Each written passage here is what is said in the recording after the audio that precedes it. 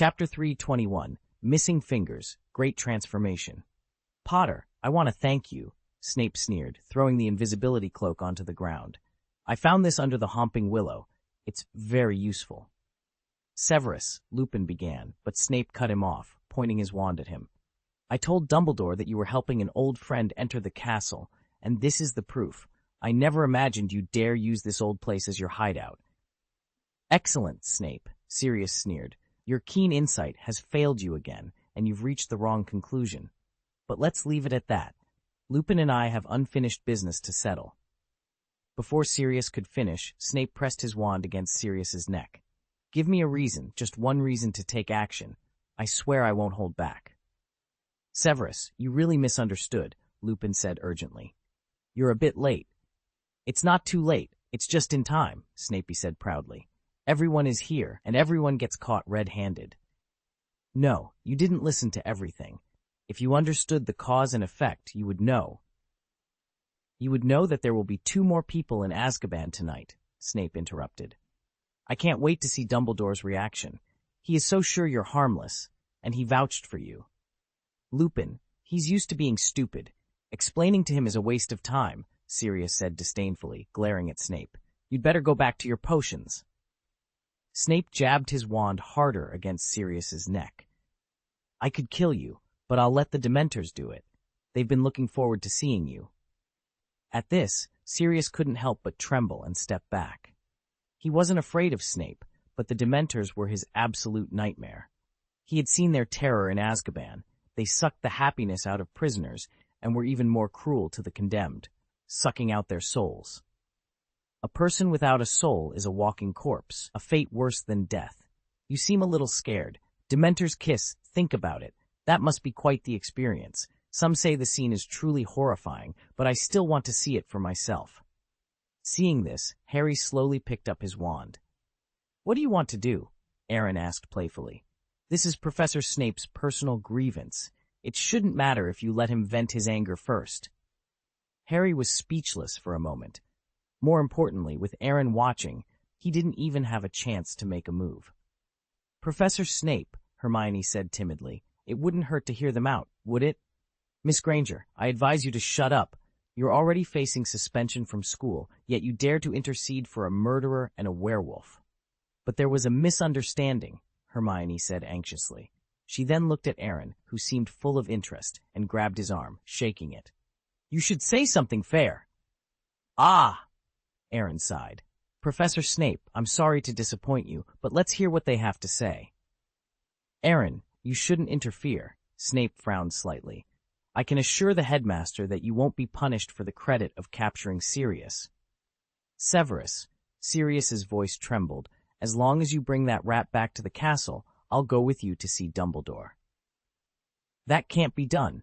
Dumbledore is too merciful. I still think you should be handed over directly to the Dementors. Professor, Aaron walked up to him helplessly. Listen to what he has to say. It's about the truth behind the murder of Harry Potter's parents. If you want to know, I can tell you later, Snape said, his tone dismissive. Aaron knew that what Snape knew was likely the same version most people knew. Considering Snape's grievances with Sirius and Lupin, Aaron forced a smile. Professor, you don't want to miss his struggle before death. It would be interesting to see what else he could come up with to justify his crimes, wouldn't it? Snape's expression shifted from cloudy to sunny. It seems to make sense. Sirius stared wide-eyed in astonishment, feeling a little stifled. Blake opened his mouth, wanting to say something, but Lupin interrupted him. Shut up, Blake. Although it was difficult to explain the truth in this way, since it was Snape who caught them, it was not easy to listen to them. Snape cornered the 2 of them with his wand. Aaron quickly wiped the chair clean and said, Professor, please sit down. Leave it to me. You can watch with peace of mind. I promise I won't let you down. You never let me down, Snape replied, the corners of his mouth twitching slightly as he sat down proudly. Seeing his 2 enemies obsequiously facing each other, he couldn't help but feel a sense of satisfaction. Harry, Ron, and Hermione watched the scene, looking at each other in confusion. How could things have turned out like this? Although it felt strange, stabilizing Snape was considered a success. Severus, I will never forget what happened today. Sirius said, humiliated. That was wonderful, and I won't forget it, Lupin added, looking at Aaron. Shall we start over? Let's continue, Aaron responded. What did he say? Snape asked curiously. He said Sirius, James, and Pettigrew were animagi, Aaron explained. It's ridiculous. There are only 7 registered animagi, but I hope it's true. Illegal animagi are even more sinful, Snape said lightly, but as soon as he finished speaking, he thought of something. Is this true? So Blake was able to avoid the Dementors? If nothing else happens, Aaron shrugged, then pointed to Scabbers. They also said that Peter Pettigrew is not dead, but is actually the mouse. They have no evidence, Ron said nervously, hugging Scabbers. There are tens of thousands of mice in the world. Sirius is locked in Azkaban. How do you know which one to catch? I have to say, Weasley, you really impress me, Snape exclaimed. He simply disliked Ron, but his hatred for Sirius and Lupin was intense. You should have evidence, right? Hermione said with a complicated expression. Mister, Black didn't come to Hogwarts to kill a mouse based on his feelings, did he? Miss Granger, Snape said displeasedly, pay attention to your words. One of them is a murderer, and the other is a werewolf. They don't deserve to be called Mister. We'll give you some proof. Give me Peter and my wand, Sirius demanded. Lupin, you want a wand, don't you? You think I'd be so stupid as to give you back your wand? Snape retorted. It's fine just for that mouse? Wand, Sirius said with a bloodthirsty gleam in his eyes. Scabbers struggled violently, making a creaking sound, but was suppressed by Ron's big hand. No, absolutely not, Ron refused immediately. You'll kill Scabbers. Look how scared he is. Black, is there any other evidence? Lupin asked, exasperated. Do we need to use Peter's evidence directly? Sirius hesitated for a moment, then pulled out a folded piece of paper from his robe and unfolded it for everyone to see. The Daily Prophet. Aaron looked at Ron. If I'm not mistaken, it should be a family portrait of the Weasley family. It's a photo of our family traveling in Egypt, Ron said suspiciously. Why did you take it out? Fudge gave it to me when he was inspecting Azkaban, Sirius explained. Peter probably never thought that I would find him in a photo. He is lying on your shoulder. Aaron took the photo and compared it with Scabbers. It really is. Ron, you must be careful about your mouse. You think it's Pettigrew too? Ron asked. He is. Look at his front paw. Is there a finger missing? 12 years ago, only one of Peter's fingers was found at the scene of the crime. The coward cut it off to make people think he was dead, Sirius said. The moment before he transformed, he yelled that I betrayed Lily and James, and then he killed everyone within 20 feet. Then he and other rats got into the gutter. Talented man, you are so cruel to yourself just to survive, Aaron sighed. In my opinion, it's fine to kill him now. Keeping this kind of rat is a disaster. Afterwards, let's make another contract to keep tonight's events a secret. I agree, Sirius said, looking at Aaron appreciatively. I am grateful. Please let. Wait, Snape interrupted. Severus, we've all discussed this. Don't you understand? Lupin said, exasperated. Is it really because of the school holidays that we should put innocent people in Azkaban and let the real murderer go free? I understand the situation to some extent, but as far as I know, Black was their secret keeper, Snape said contemptuously. If he hadn't betrayed them, the Dark Lord wouldn't have been able to find them through the Fidelius charm. Because I persuaded them to change the secret keeper at the last minute, Sirius said, his voice hoarse and gradually choking up. I thought I could divert Voldemort's attention to me. No one would have suspected that Pettigrew would become the secret keeper. But when I saw their bodies, I realized what Peter had done, what I had done. I had killed them. Now do you understand? Lupin spread his hands. If you still don't, then give me the wand, and I will make him reveal himself. Snape frowned and looked at Ron. Give it to me. But don't make me say it a second time, Weasley. Give him the mouse, Ron, said Harry. Ron looked like he was about to cry. Professor Snape, what are you going to do with it? I just want to see if what they say is true. Snape stood up, took the struggling mouse from Ron, and pointed his wand at it. A flash of blue light erupted, and the mouse rapidly grew in size, its body, head, and limbs undergoing dramatic changes. Before them stood a short, fat man with messy hair and a bald spot in the middle. His face bore the characteristics of a rodent. His skin was dirty and wrinkled, and his entire presence exuded an aura of sleaziness. Chapter 322. Please be sure to sign for me. Tsk. It's an eye-opener today, Aaron sighed, pulling out the pen and paper he used to practice magic circles from his pocket. He walked over to Pettigrew. Please be sure to sign for me. Your desire to survive is the most intense I've ever seen. When I encounter a hurdle I can't get over, I'll think of you. Maybe it will help me persevere. Pettigrew was dumbfounded. Did this kid not understand the situation? He was busy running for his life. How could he have time to sign anything? The others were equally confused. Aaron's unexpected request had truly shocked them. Signature, yes, yes, Pettigrew hesitated, glancing at Aaron. There were 3 magisters in the room who were not weaker than him. The possibility of escape was very low, but if he had a hostage, it might be different. However, he quickly abandoned this plan. It was too dangerous. First, he didn't have a wand. Second, Black, Lupine, and Snape were all watching him closely, leaving no chance to act. Trembling, Pettigrew wrote his name on the paper. Aaron smiled, put away the signature, and discreetly swiped his wand. Blood spurted out suddenly, and Pettigrew's left thumb fell to the floor, followed by his screams of pain. Sorry, Aaron said with a smirk, wrapping the severed finger with the signed paper and putting it in his pocket. I'm really curious about what it was like when you cut your finger 12 years ago. Pettigrew looked at Aaron with increased fear, taking 2 steps back. At this moment, Aaron seemed as dangerous to him as Black and Lupine. His innate desire to survive told him that this child, who seemed harmless, would not hesitate when it came to killing. Nice job, Sirius praised. Although I personally don't like wizards and Slytherin very much, you seem to be an exception. Cut! Snape curled his lips and said coldly, let me just trust you.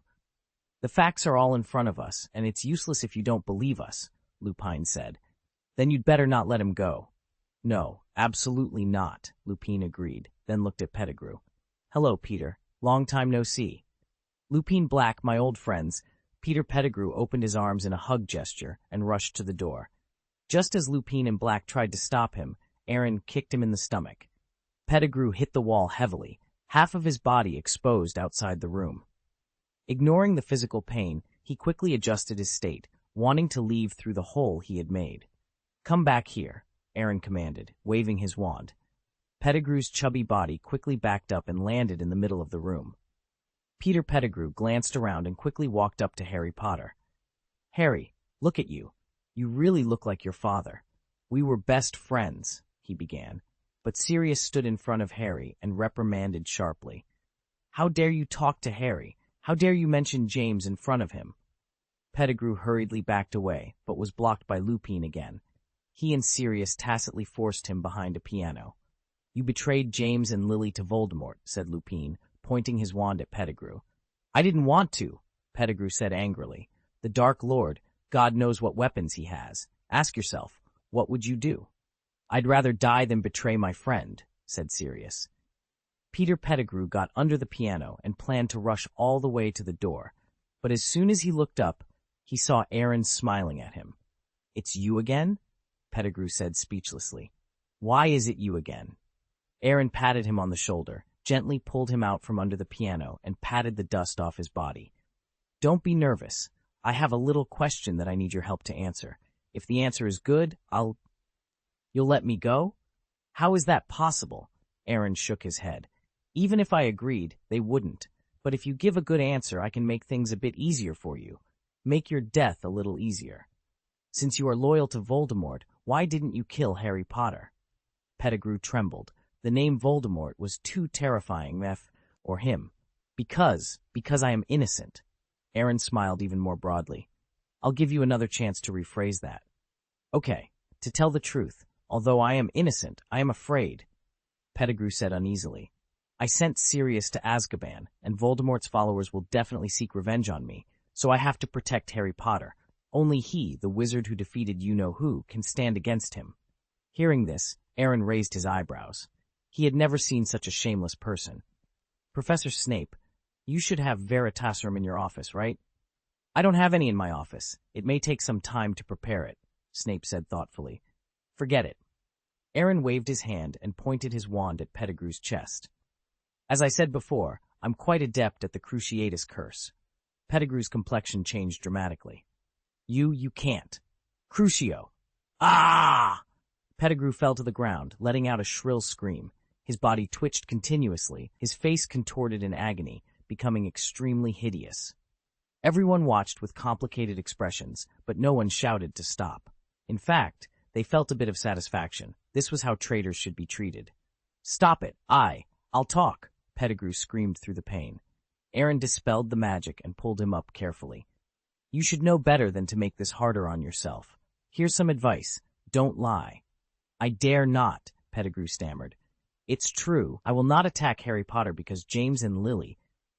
Just as Pettigrew began to explain, Aaron rolled his eyes impatiently. Crucio! Another scream echoed, and Aaron stopped casting the spell just as Pettigrew was about to faint. He looked at him with a sneer. Can you tell the truth now? Pettigrew nodded tremblingly.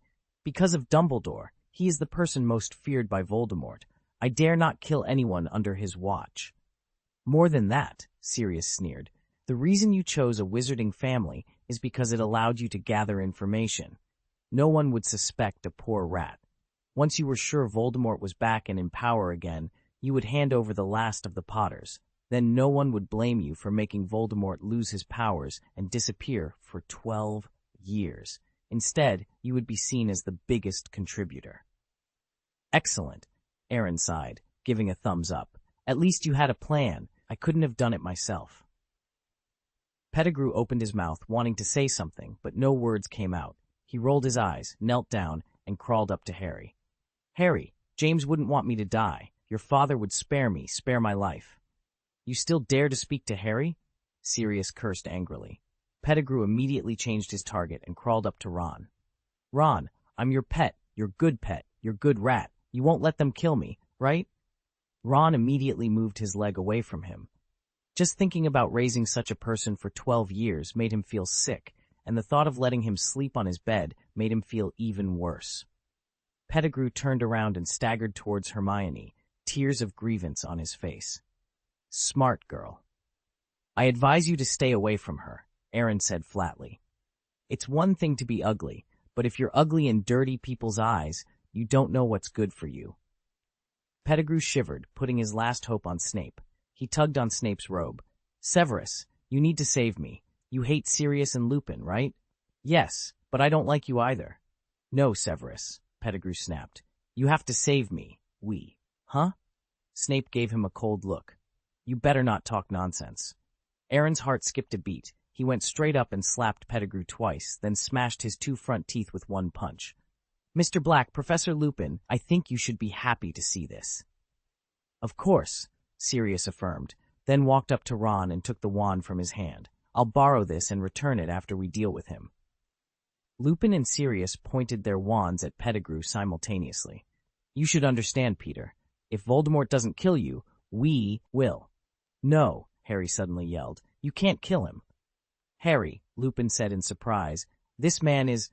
I know what he is. Take him to the castle, let the Dementors deal with him, and he can go to Azkaban. Thank you, kid, Pettigrew said, feeling as if he had been pardoned.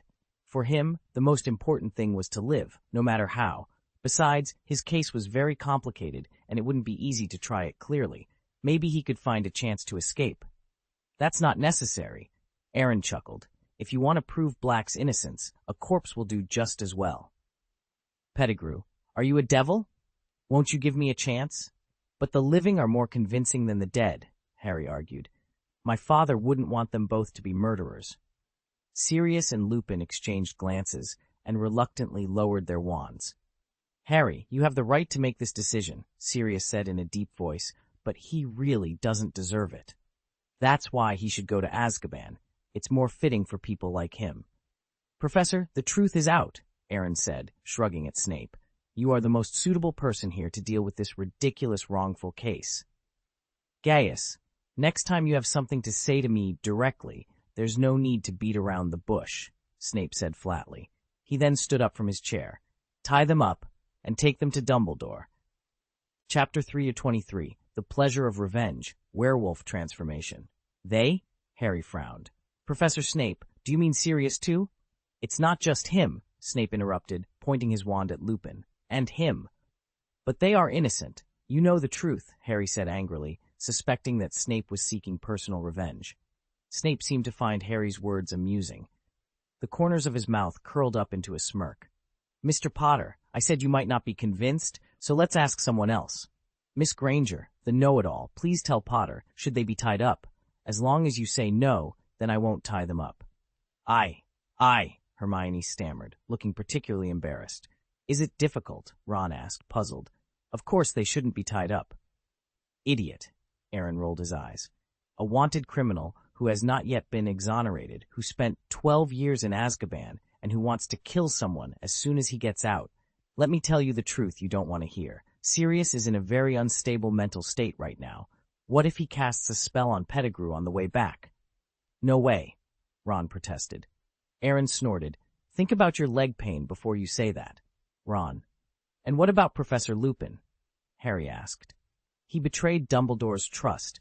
He knew that Sirius would use his animagus form to infiltrate Hogwarts and didn't report it. That alone, I think, is enough, Aaron explained. Understood, Potter? Snape looked at him with a half-smile. Actually, I should have tied you up too, going out without authorization. Do you know how much effort Hogwarts and the Ministry of Magic put into protecting you? How you don't take your own life seriously? Harry hesitated, looking at Lupin and Sirius. A look of helplessness flashed in his eyes. It's okay, Harry, Lupin said with a relaxed smile.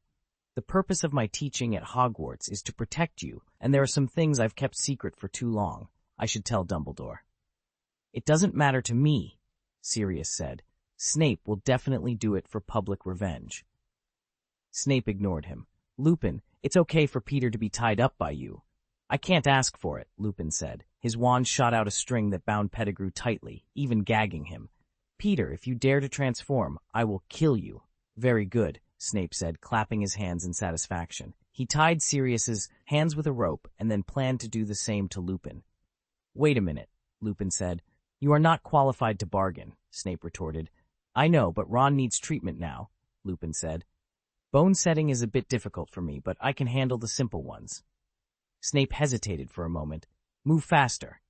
Lupin walked up to Ron, tied his injured leg with a simple spell, and carefully lifted him up. It doesn't hurt much, Ron smiled. Thank you, Professor. You need someone to support you. It's best to see Miss Pomfrey after you return to the castle, Lupin advised. Time to go, Lupin, Snape reminded.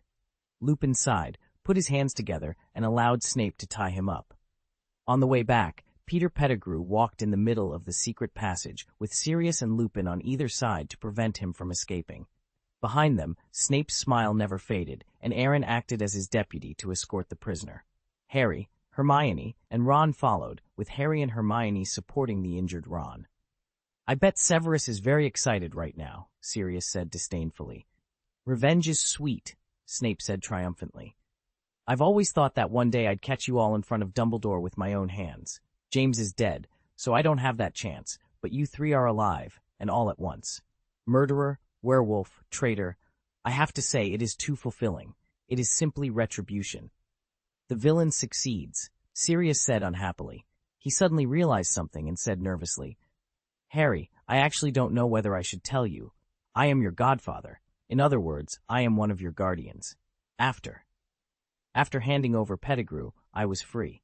Of course, I understand if you still want to live with your uncle, but if you want a different home. What? Live with you? Harry asked, his excitement barely contained. He felt as if he had just been handed a golden opportunity. The thought of escaping Vernon's house, away from his scolding uncle and aunt and his bullying cousin Dudley, was almost too good to be true. Okay, I didn't think you would be willing, Sirius said, a hint of disappointment in his voice. After all, he hadn't been able to fulfill his duties as a godfather for the past 12 years, having been imprisoned in Azkaban. Despite being wrongfully accused, his reputation was still tarnished. No, I'd love to, Harry said, his words tumbling out in a rush. Of course I'd like to leave the Dursleys. Do you have a house? When can we move in? You would? Sirius asked, incredulous. Really? Of course it's true, Aaron interjected. Mr. Black, you may not know this, but Harry's uncle and aunt despise magic. Except for his time at Hogwarts, Harry hasn't had a single good day since his parents died. What? How dare they? Sirius was furious, his voice hoarse with guilt. "I'm sorry, Harry. I'm so sorry. I didn't know." "It wouldn't have mattered if you did," Harry said.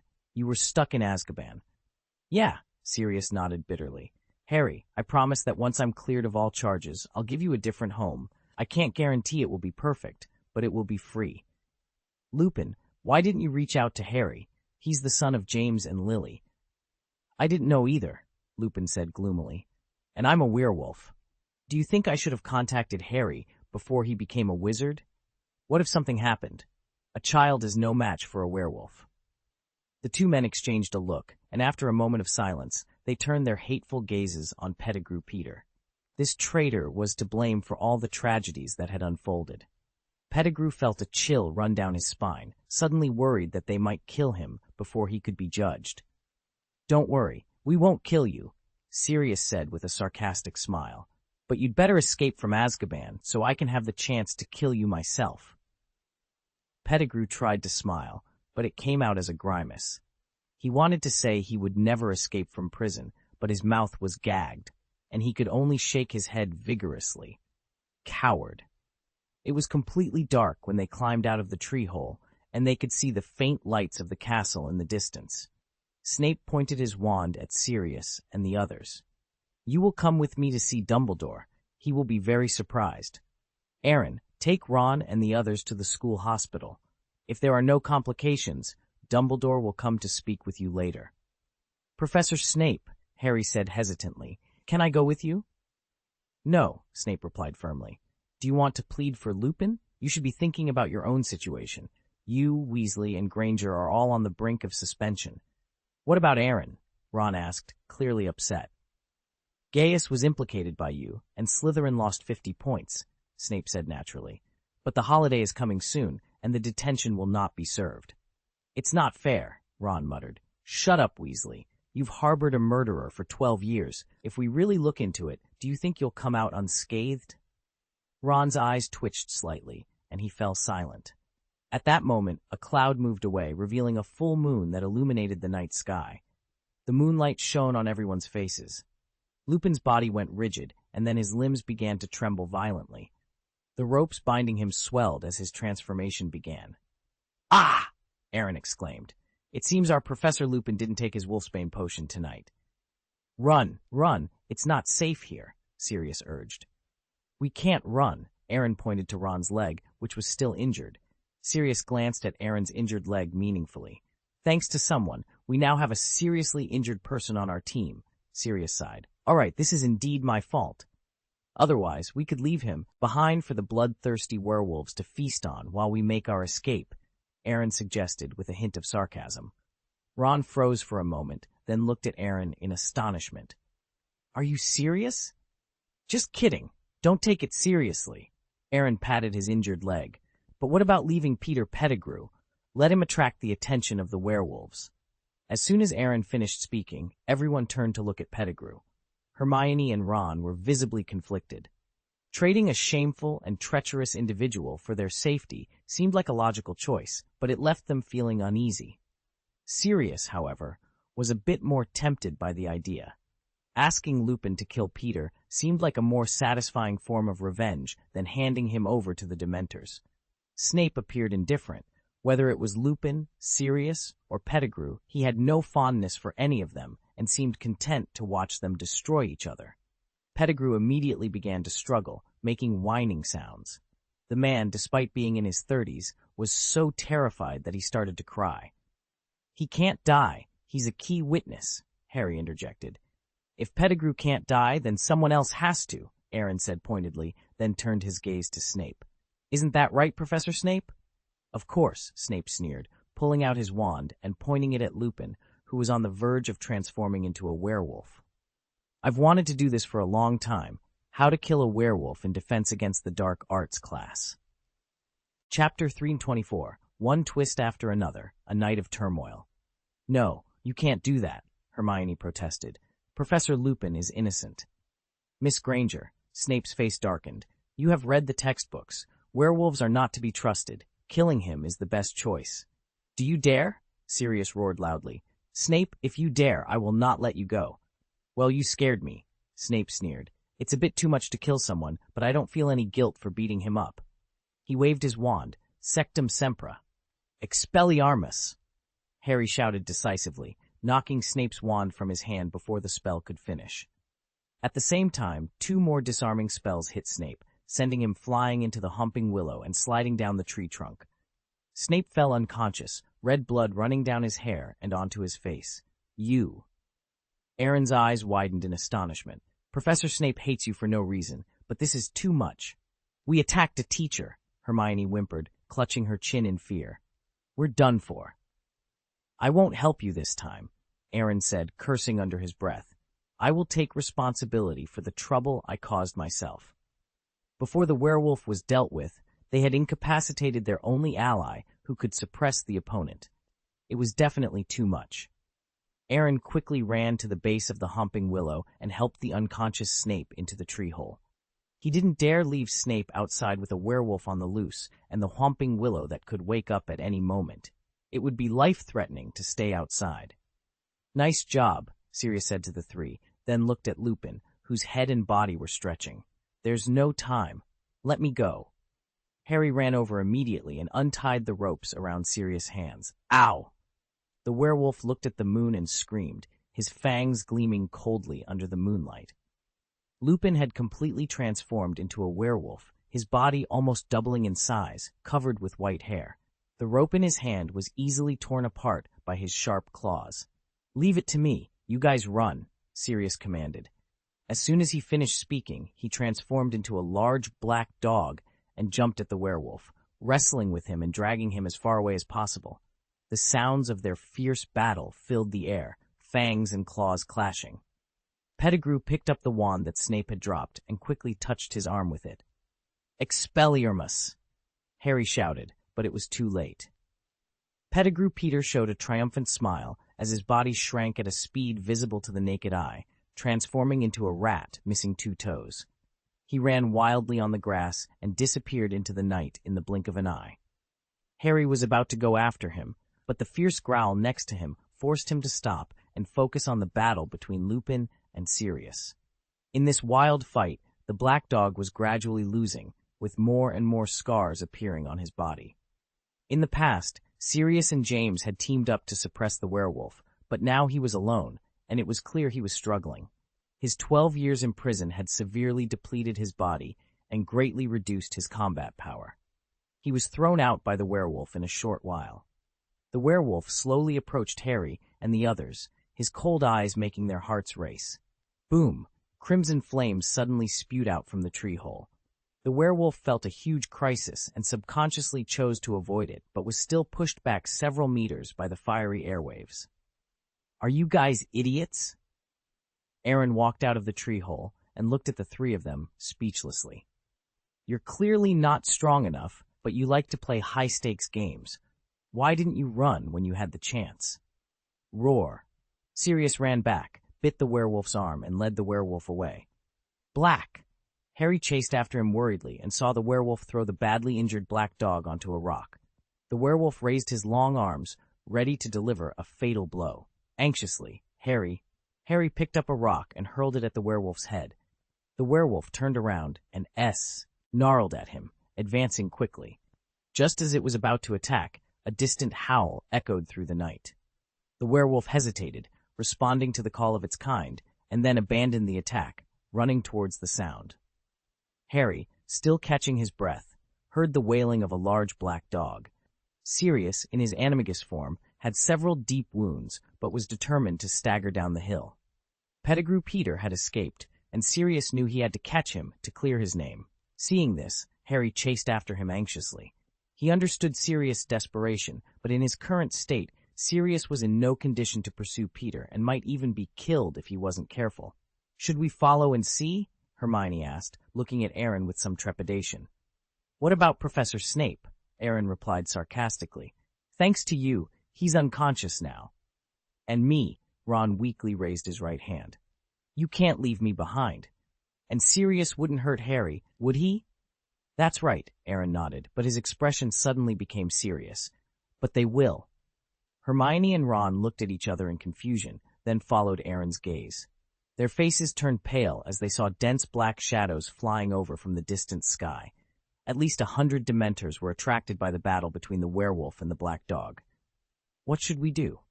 Ron said anxiously. "Hermione, think of a way."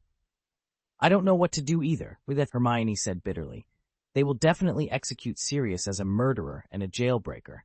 Even at Hogwarts, only Dumbledore and a few deans can expel so many Dementors, but we didn't have time to inform them. If you hadn't stunned Professor Snape, there might have been a chance, but now Harry has to pay for what he and you have done."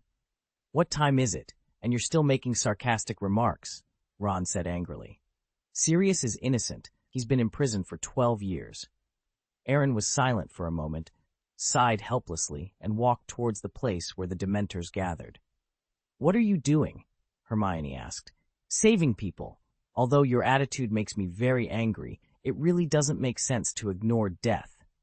But those are hundreds of Dementors, and you can't fight them off." "How do you know I can't defeat them?" Aaron said with a meaningful smile. "I know the Patronus charm, too. It may not be as strong as Dumbledore's, but it's definitely better than Harry Potter's. I'll do my best, and if I'm lucky, I might be able to save them both." As soon as the words fell, a dazzling white light appeared in the distance. The Dementors were stunned by the bright light and fled in all directions. "The Patronus charm?" Aaron couldn't help raising his eyebrows. "It's not weaker than my Patronus charm. Is there someone else there?" "It's Harry. It must be Harry," Ron said excitedly. "This is definitely his most successful time." Hermione also cried with joy. "Let's go and have a look." "I want to go too, but I have to take care of Professor Snape," Aaron said lightly and walked back to the tree hole on his own. Hermione and Ron looked at each other. "You hold on for a while. I'll call Harry and the others over, and then I'll take you to the school hospital," Hermione said. Ron nodded. That was all they could do now. As soon as Aaron brought Professor Snape out, Hermione ran back, panting. "Where are they?" Aaron asked, puzzled. Hermione looked bitter. "The Dementors ran away, but they attracted the attention of the Ministry of Magic. I saw them take Sirius away before I got there." "What about Harry?" Ron asked. "He's unconscious. If there are no accidents, we'll see him in the school hospital." "Life is unpredictable," Aaron shrugged. Just as he was about to say something, a white shadow jumped out from the grass. "Abe, you came." Abe looked at the unconscious Snape and Ron's injured right leg, then walked up to them, proudly puffing out his chest. A white magic circle appeared above Snape's head, and after a moment, Snape opened his eyes in a daze.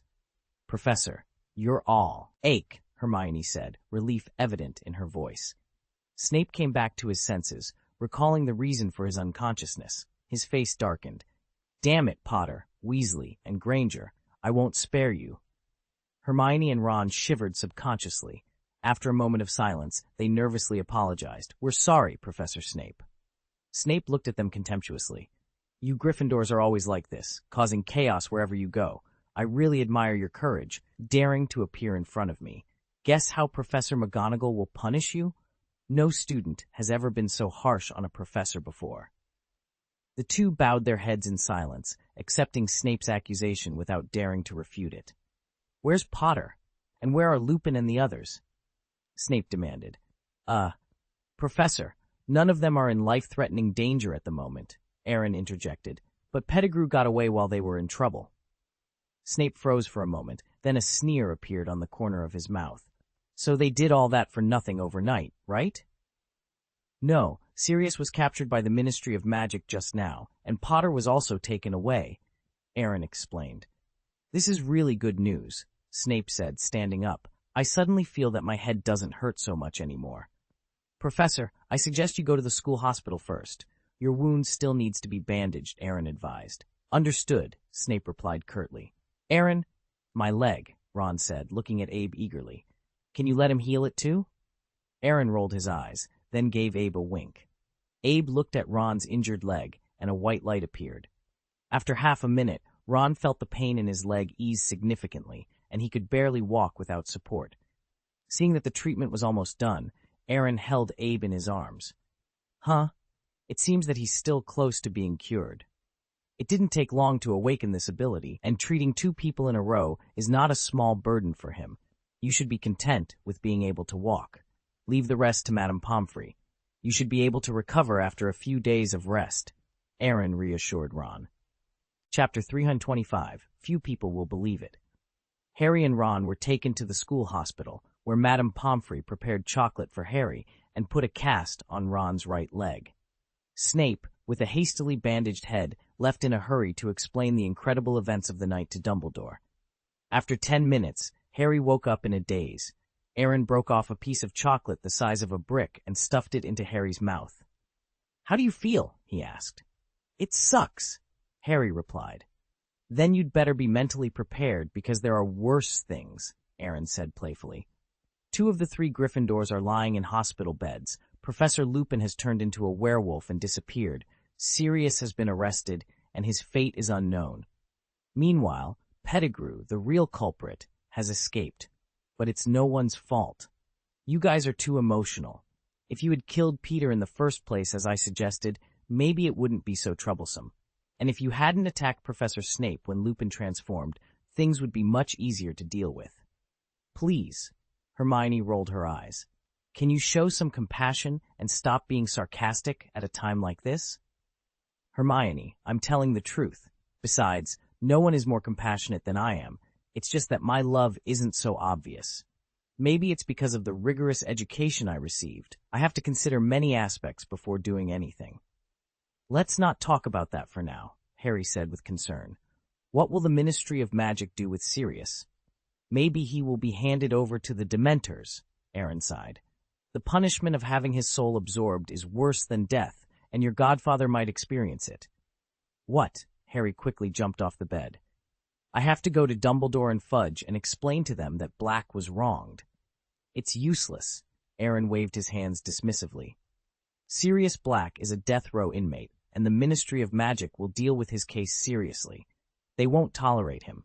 Compared to that, the words of a few young wizards are insignificant.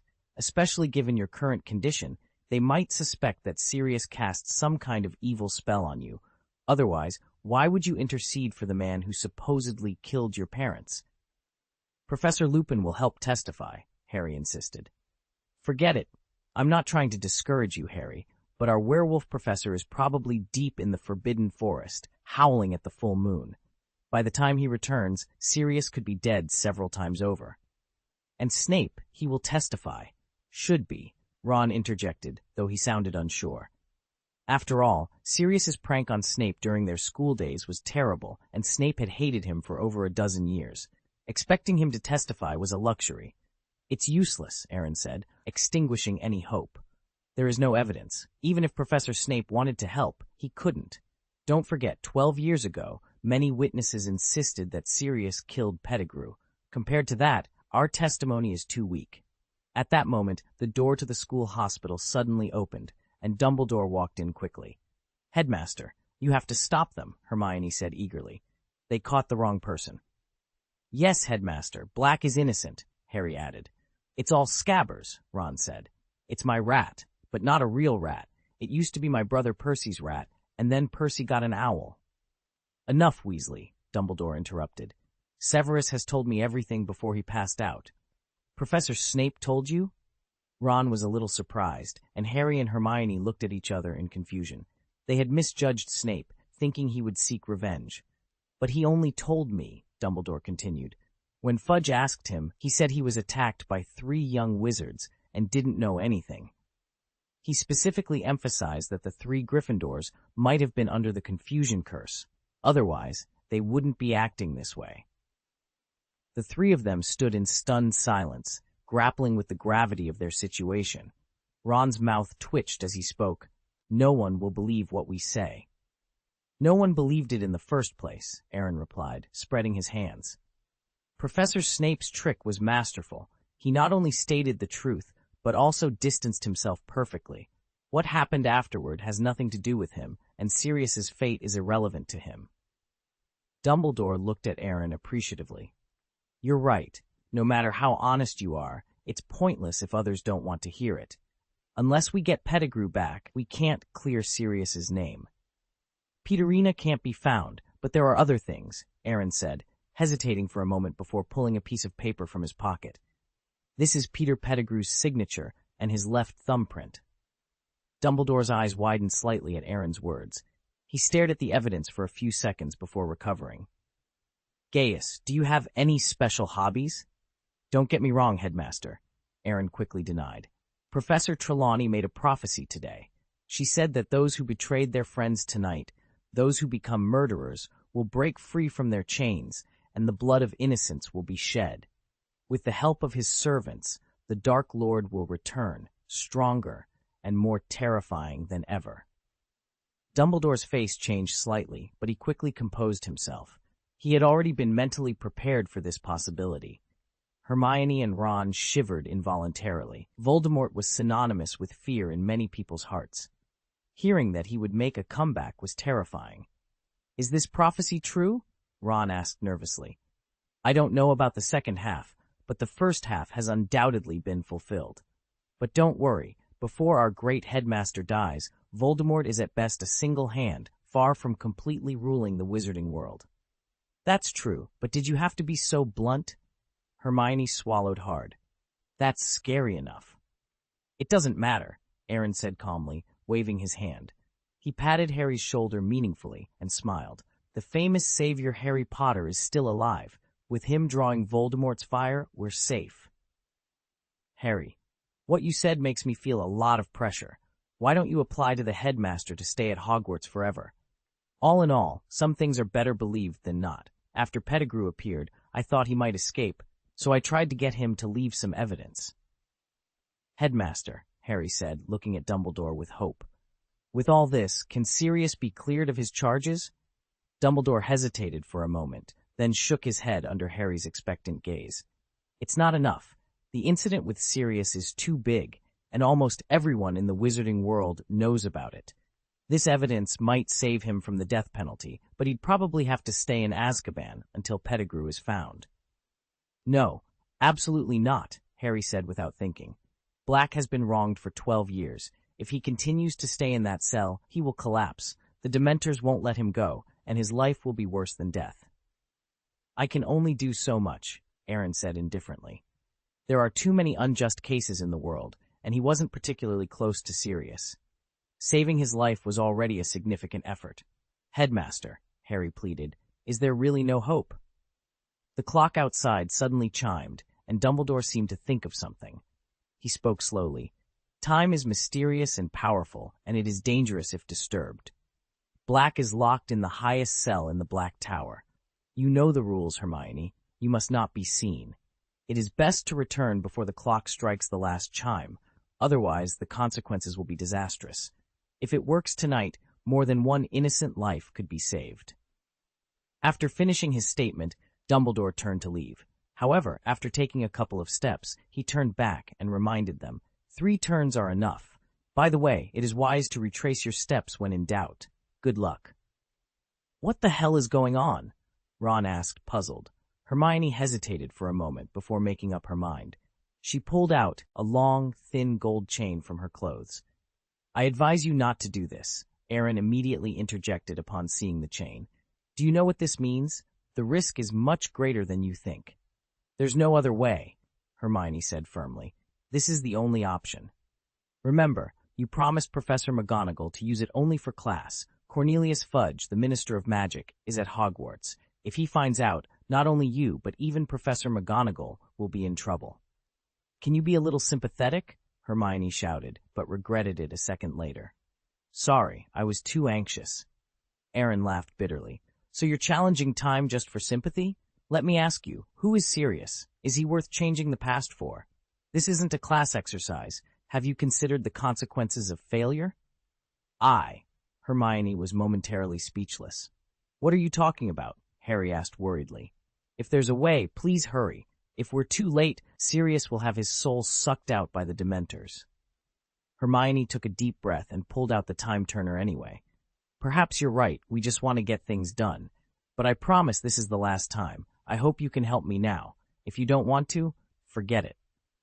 With that, Hermione hung the chain around her neck and wrapped it around Harry's as well. Aaron was torn, hesitating between his options. Just then, the system provided a timely incentive to help him decide. Rescue Sirius Black. Reward 800 magic points for completing the mission. Do you accept it? Wait, Aaron sighed. I didn't say I wouldn't go. Chapter 326, Kind Claws. People are not as good as dragons. Aaron burrowed into the coverage of the gold necklace. Just so you know, I'm not doing this for anyone's pity. Got it, Hermione replied with a smile. Regardless of his reasons, Aaron's participation confirmed her belief in him.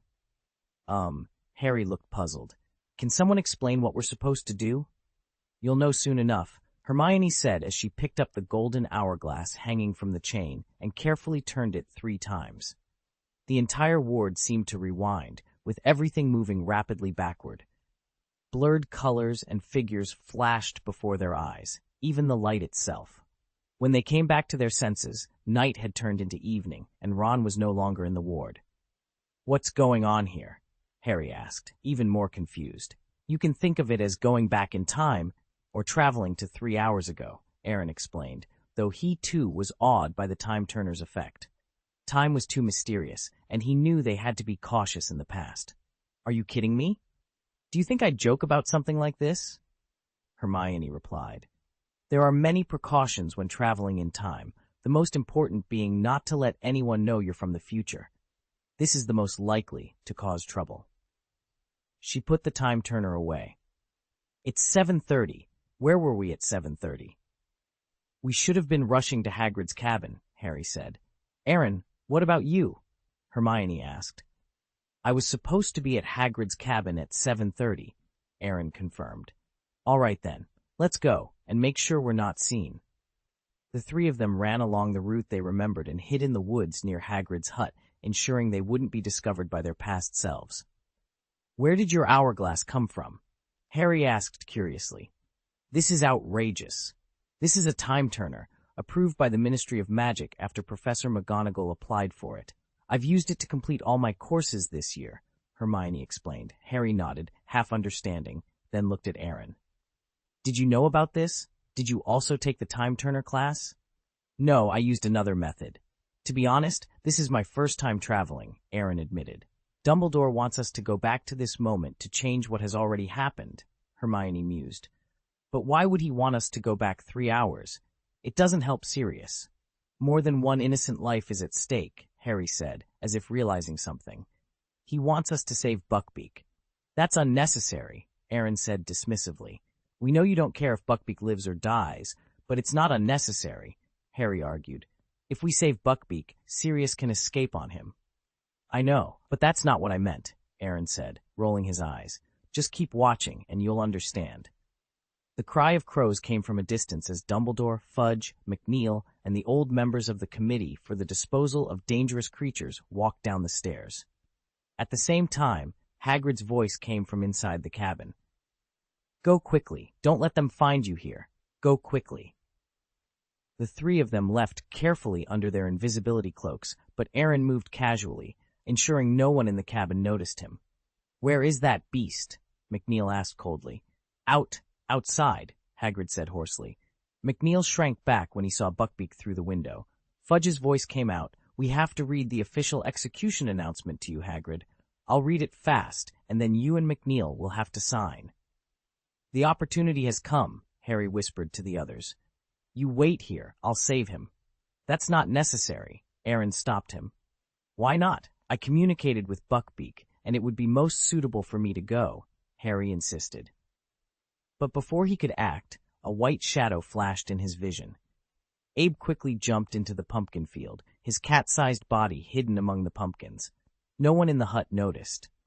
If the 3 of them hadn't been a little higher, they probably wouldn't have seen it either. Abe walked up to Buckbeak and stretched out a kind paw.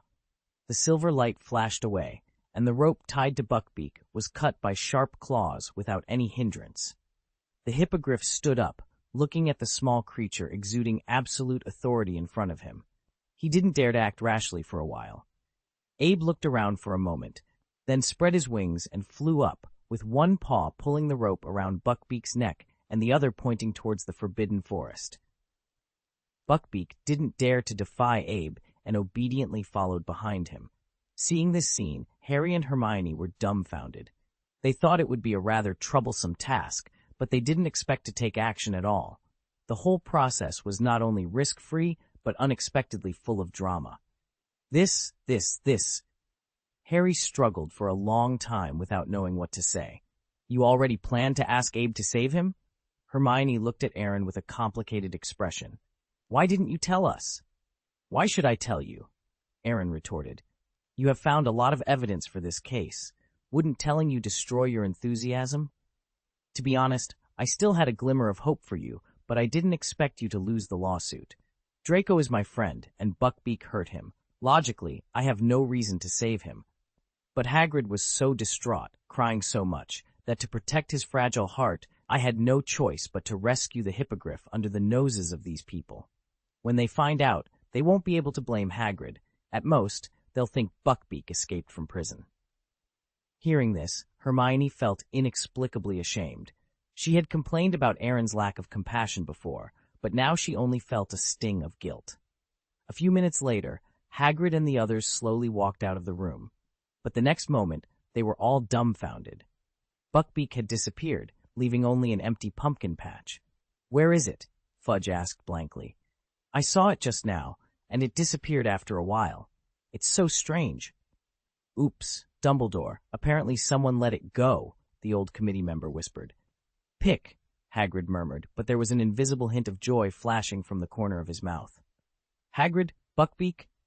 Fudge was about to ask if it had something to do with him when Dumbledore interrupted. The minister didn't say it was about you, Hagrid. How could it be you? You have been with us all this time. Okay, Fudge said helplessly. Then we have to search the entire venue. Search the sky if necessary, Minister. Dumbledore hinted that it was a magical flying animal that escaped, and then looked at Hagrid with a smile. Now I want to have a good cup of tea, or a large glass of brandy. Executioner, your services may not be needed here, thank you. I don't have a small cup in my room, Professor. Hagrid happily invited Dumbledore into the cabin, while McNeil angrily picked up the axe blade and split a pumpkin in half. So that's the voice we heard a few hours ago, Aaron chuckled. As expected of the executioner, it really sounds like someone's head fell to the ground. We've got to get Buckbeak back, said Harry hastily. Go to the Forbidden Forest. Aaron shrugged. Abe will bring him here. The three entered the Forbidden Forest cautiously, watching the humping willow swaying in the wind from a distance. With an obscure tone in his mouth, Aaron summoned his own dragon cub in dragon language. After a while, the sound of hooves reached the ears of the three of them, and they turned their heads to see the hippogriff walking slowly, while Abe was sitting majestically on its back. My Merlin! The corner of Harry's mouth twitched violently, feeling that there seemed to be something wrong with his worldview. He had worked so hard to get Buckbeak's approval when he was in the Protection of Fantastic Beasts class, and every step could be said to be nerve-wracking. But even if people are not as good as dragons, Abe made it look too easy. Abe flapped his wings and flew to Aaron, pointing to Buckbeak. I'm doing well, right? Hermione asked, a hint of pride in her voice. It's quite beautifully done. I'll add some meat to your plate when we get back, Harry replied with a smile. Hermione and Harry tied Buckbeak to a tree and then sat on the grass, waiting for events to unfold. As the sky darkened, they saw Lupin walking into the tree hole. Shortly after, Snape arrived. He seemed to have noticed something, picked up an invisibility cloak from the ground, put it on, and entered the secret passage. Harry, there's one thing I don't quite understand, Aaron said hesitantly. The Patronus charm that appeared when you and Black were surrounded by Dementors. I don't know either, Harry interrupted, shaking his head. I was about to pass out at the time. I just saw a silver thing flying over from the lake, and it drove away the Dementors. Ron and I thought it was you, Hermione exclaimed. How could it be me? I'm fine with one Dementor, but a group of them is too strong, Harry replied. But who could it be? Hermione asked curiously. I remember Dumbledore said that only really powerful wizards can cast the Patronus charm. I don't agree with that, Aaron interjected. To be precise, only talented and kind-hearted wizards can learn the Patronus charm. As for the power of this spell, it depends on the level of the wizard. The more magical power the wizard has and the longer he persists, the greater the power. Harry, did you see what that wizard looked like? Hermione asked eagerly. Is it a professor? No, not a professor, Harry said regretfully. I can feel that person is very familiar, but he doesn't seem to want me to know who he is. Maybe it's one of my dad's friends. Aaron and Hermione exchanged glances, both deep in thought. After all, too many things had happened tonight. Wizards from Harry's father's generation had appeared one after another, and the appearance of one more wizard wouldn't be too surprising. Chapter 327, Beating Werewolves and Expelling Dementors. A little over an hour later, a full moon moved in and out of the clouds. Sirius, Pettigrew, and Lupin slowly emerged from the tree hole, followed by Snape and Aaron, and finally Hermione, Harry, and Ron. Abe, Aaron said, looking at the dazed and confused young dragon in his arms. This is the power of time. I came from 3 hours in the future. Abe froze for a moment, his big eyes glancing back and forth between the two Aarons several times before reluctantly accepting the fact. Aaron, won't it be a problem to tell him? Harry asked with some concern. It's a problem if you don't tell him, Aaron replied, rolling his eyes. That's right, Hermione added. Abe already saw us under the Whomping Willow. If we don't explain clearly, a dragon making a fuss will be the least of our worries. Hearing this, Harry was momentarily speechless. You can save people after the situation stabilizes later, Aaron said solemnly to Abe. Professor Snape will be fine after a night's sleep. As for Ron Weasley, walking is more or less enough. You decide for yourself. The corners of Harry's eyes twitched slightly. This is not appropriate. Ow! The moonlight shone on everyone's faces, and Professor Lupin began to transform into a werewolf. Snape drew his wand, and just as he was about to strike, 3 disarming spells sent him flying. Very appropriate, Aaron said. He was merciless when he attacked Professor Snape. As a Slytherin, I assure you that his leg is fine, and that's enough. Aaron put Abe down and let him play by ear. At this time, the werewolf had already defeated the big black dog. Just as he was about to strike, Harry Potter from the past hit the werewolf on the head with a stone, successfully attracting his attention. Harry, Aaron said, shaking his head in disbelief. I know you're worried about Sirius, but you should also pay attention to your own safety. I didn't think about it that much at the time, Harry said fearfully but firmly. I just knew that I couldn't just sit and watch Sirius die. He is my godfather and my true kin in this world. Okay. Fortunately, you were not very far away from me at that time. It was really a critical moment, and I... Ouch! Before Aaron could finish speaking, Hermione next to him took a deep breath and howled like a wolf. As soon as the werewolf approached Harry, he heard the cry of the same kind. He resolutely gave up the prey in front of him and ran towards the direction of the sound. What are you doing, Hermione? Harry asked in astonishment. I'm saving your life. Actually, you didn't need to do that, Aaron said, patting his forehead speechlessly. I was just about to make a move. I didn't know, Hermione said confidently. He's coming towards us, Harry gasped as he watched the menacing werewolf getting closer. I didn't expect this. Run. No need, Aaron waved his hand calmly. It's just a werewolf, and it's not impossible to beat him. Now is not the time to joke, Hermione said incoherently, grabbing Aaron's hand and trying to pull him deeper into the forbidden forest, but she couldn't move him. Aaron shrugged and calmly broke away from her grip. If you don't believe me, you can go first. Hermione and Harry looked at each other and stayed behind under tremendous psychological pressure. Roar! The iron fist of the fire dragon. The werewolf opened his mouth wide to bite, but Aaron jumped up high and hit him hard on the chin with his flaming right fist. Boom! The red flame drew an arc, and the werewolf flew sideways for more than 10 meters, hitting a tree heavily. Several fangs sprayed into the mud mixed with blood. After a while, the werewolf got up and roared wildly at Aaron. Hey, it seems that blow was still too light. Aaron snapped his fingers, and red flames appeared in his hands.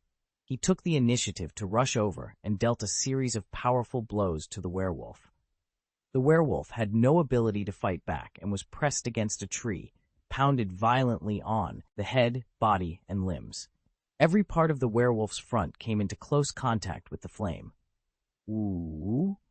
The werewolf lay on the ground, whimpering pitifully, looking more miserable than a starving wild dog. Roll, Aaron commanded. A light flashed in the werewolf's eyes as he staggered up with his half-mature body and walked dejectedly into the depths of the forbidden forest. Harry and Hermione watched this scene, dumbfounded and bewildered.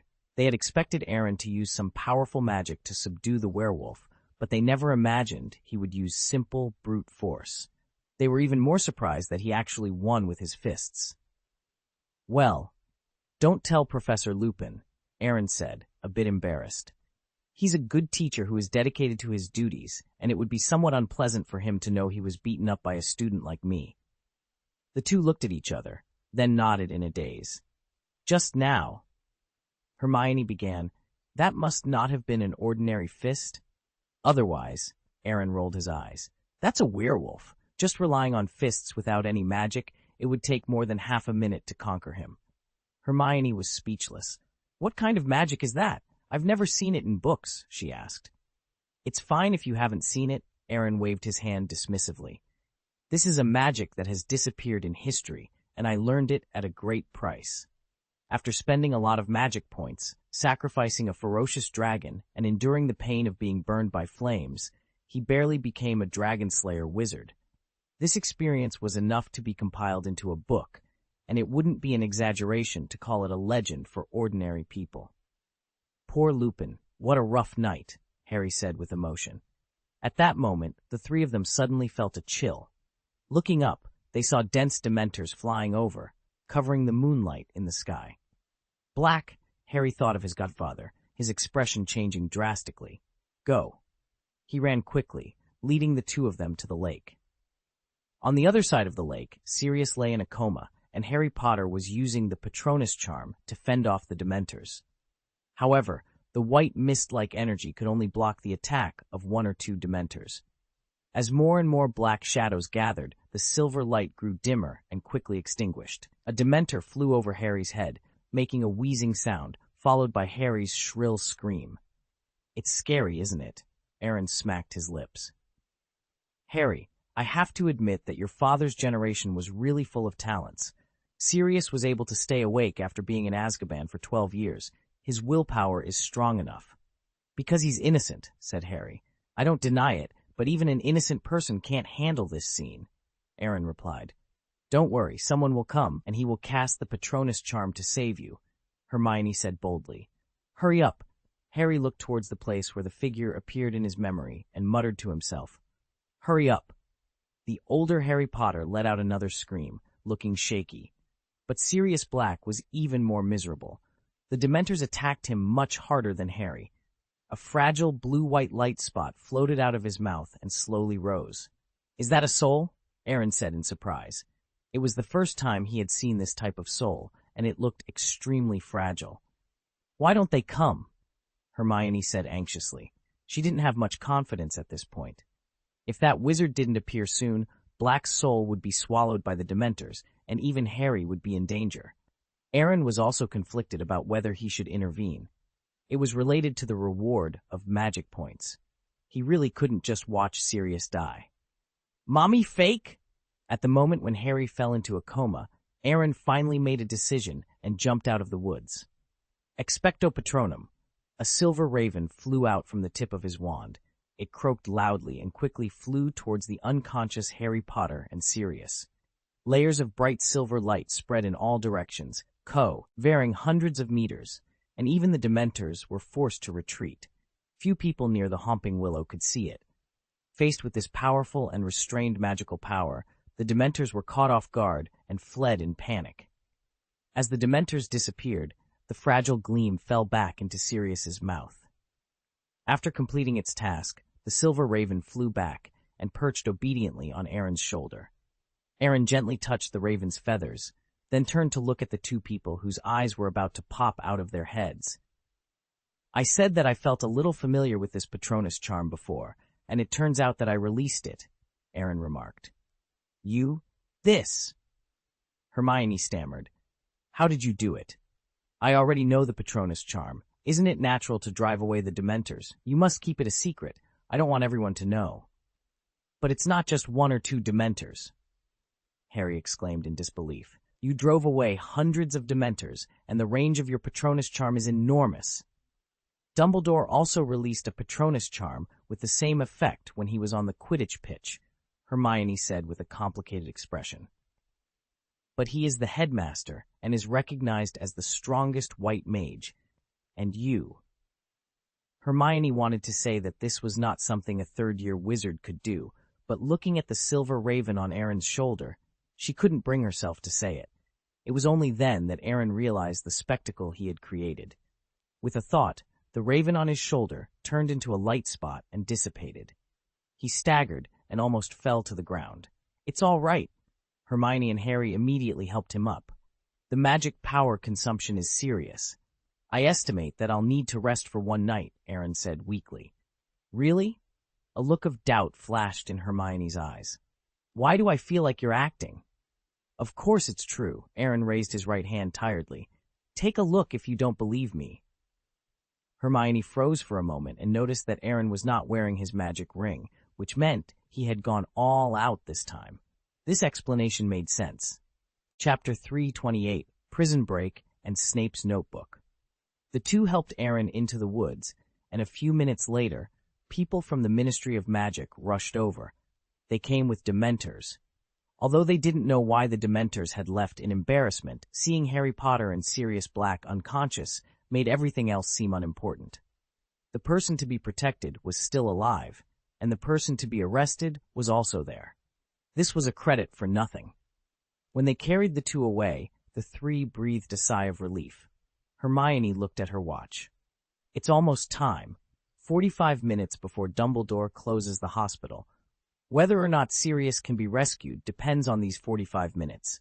We cannot be discovered by anyone, and we need to return to the ward in time."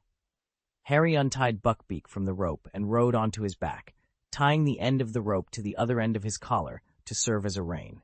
"Come up." Hermione hesitated, clearly scared and reluctant to fly on the hippogriff. Aaron showed a disgusted expression. "Forget it. I'm not used to riding the same horse with others." "When is it? And you're still thinking about this?" Harry said gloomily. "Don't worry. I have experience riding it, so I guarantee safety." "How about we try?" Hermione said tentatively. Aaron remained silent and took out a magic carpet from the system space. "I even forgot you still have this," Harry said. Looking at the dark blue blanket floating tens of centimeters above the ground, he felt a lot more relieved. "Follow me closely." After speaking, Harry nudged Buckbeak's stomach and controlled it to fly towards the upper floors of the castle. "Let's go." Aaron dragged Hermione onto the magic carpet and followed behind Harry. They stopped at the highest point of the Black Tower. Sirius, in his prison cell, heard the sound of wings flapping outside. He stared out of the window with wide eyes, feeling a little at a loss. "Alohomora!" Aaron opened the cell door and dragged Sirius out. "This is your second escape. Don't waste time if you don't want your soul sucked by a Dementor." Sirius understood immediately and quickly jumped onto Buckbeak's back. "Buckbeak, go." The hippogriff opened its wings again, and Sirius recklessly enjoyed the feeling of freedom, laughing heartily in the night sky. After landing outside the bell tower, the four of them landed smoothly.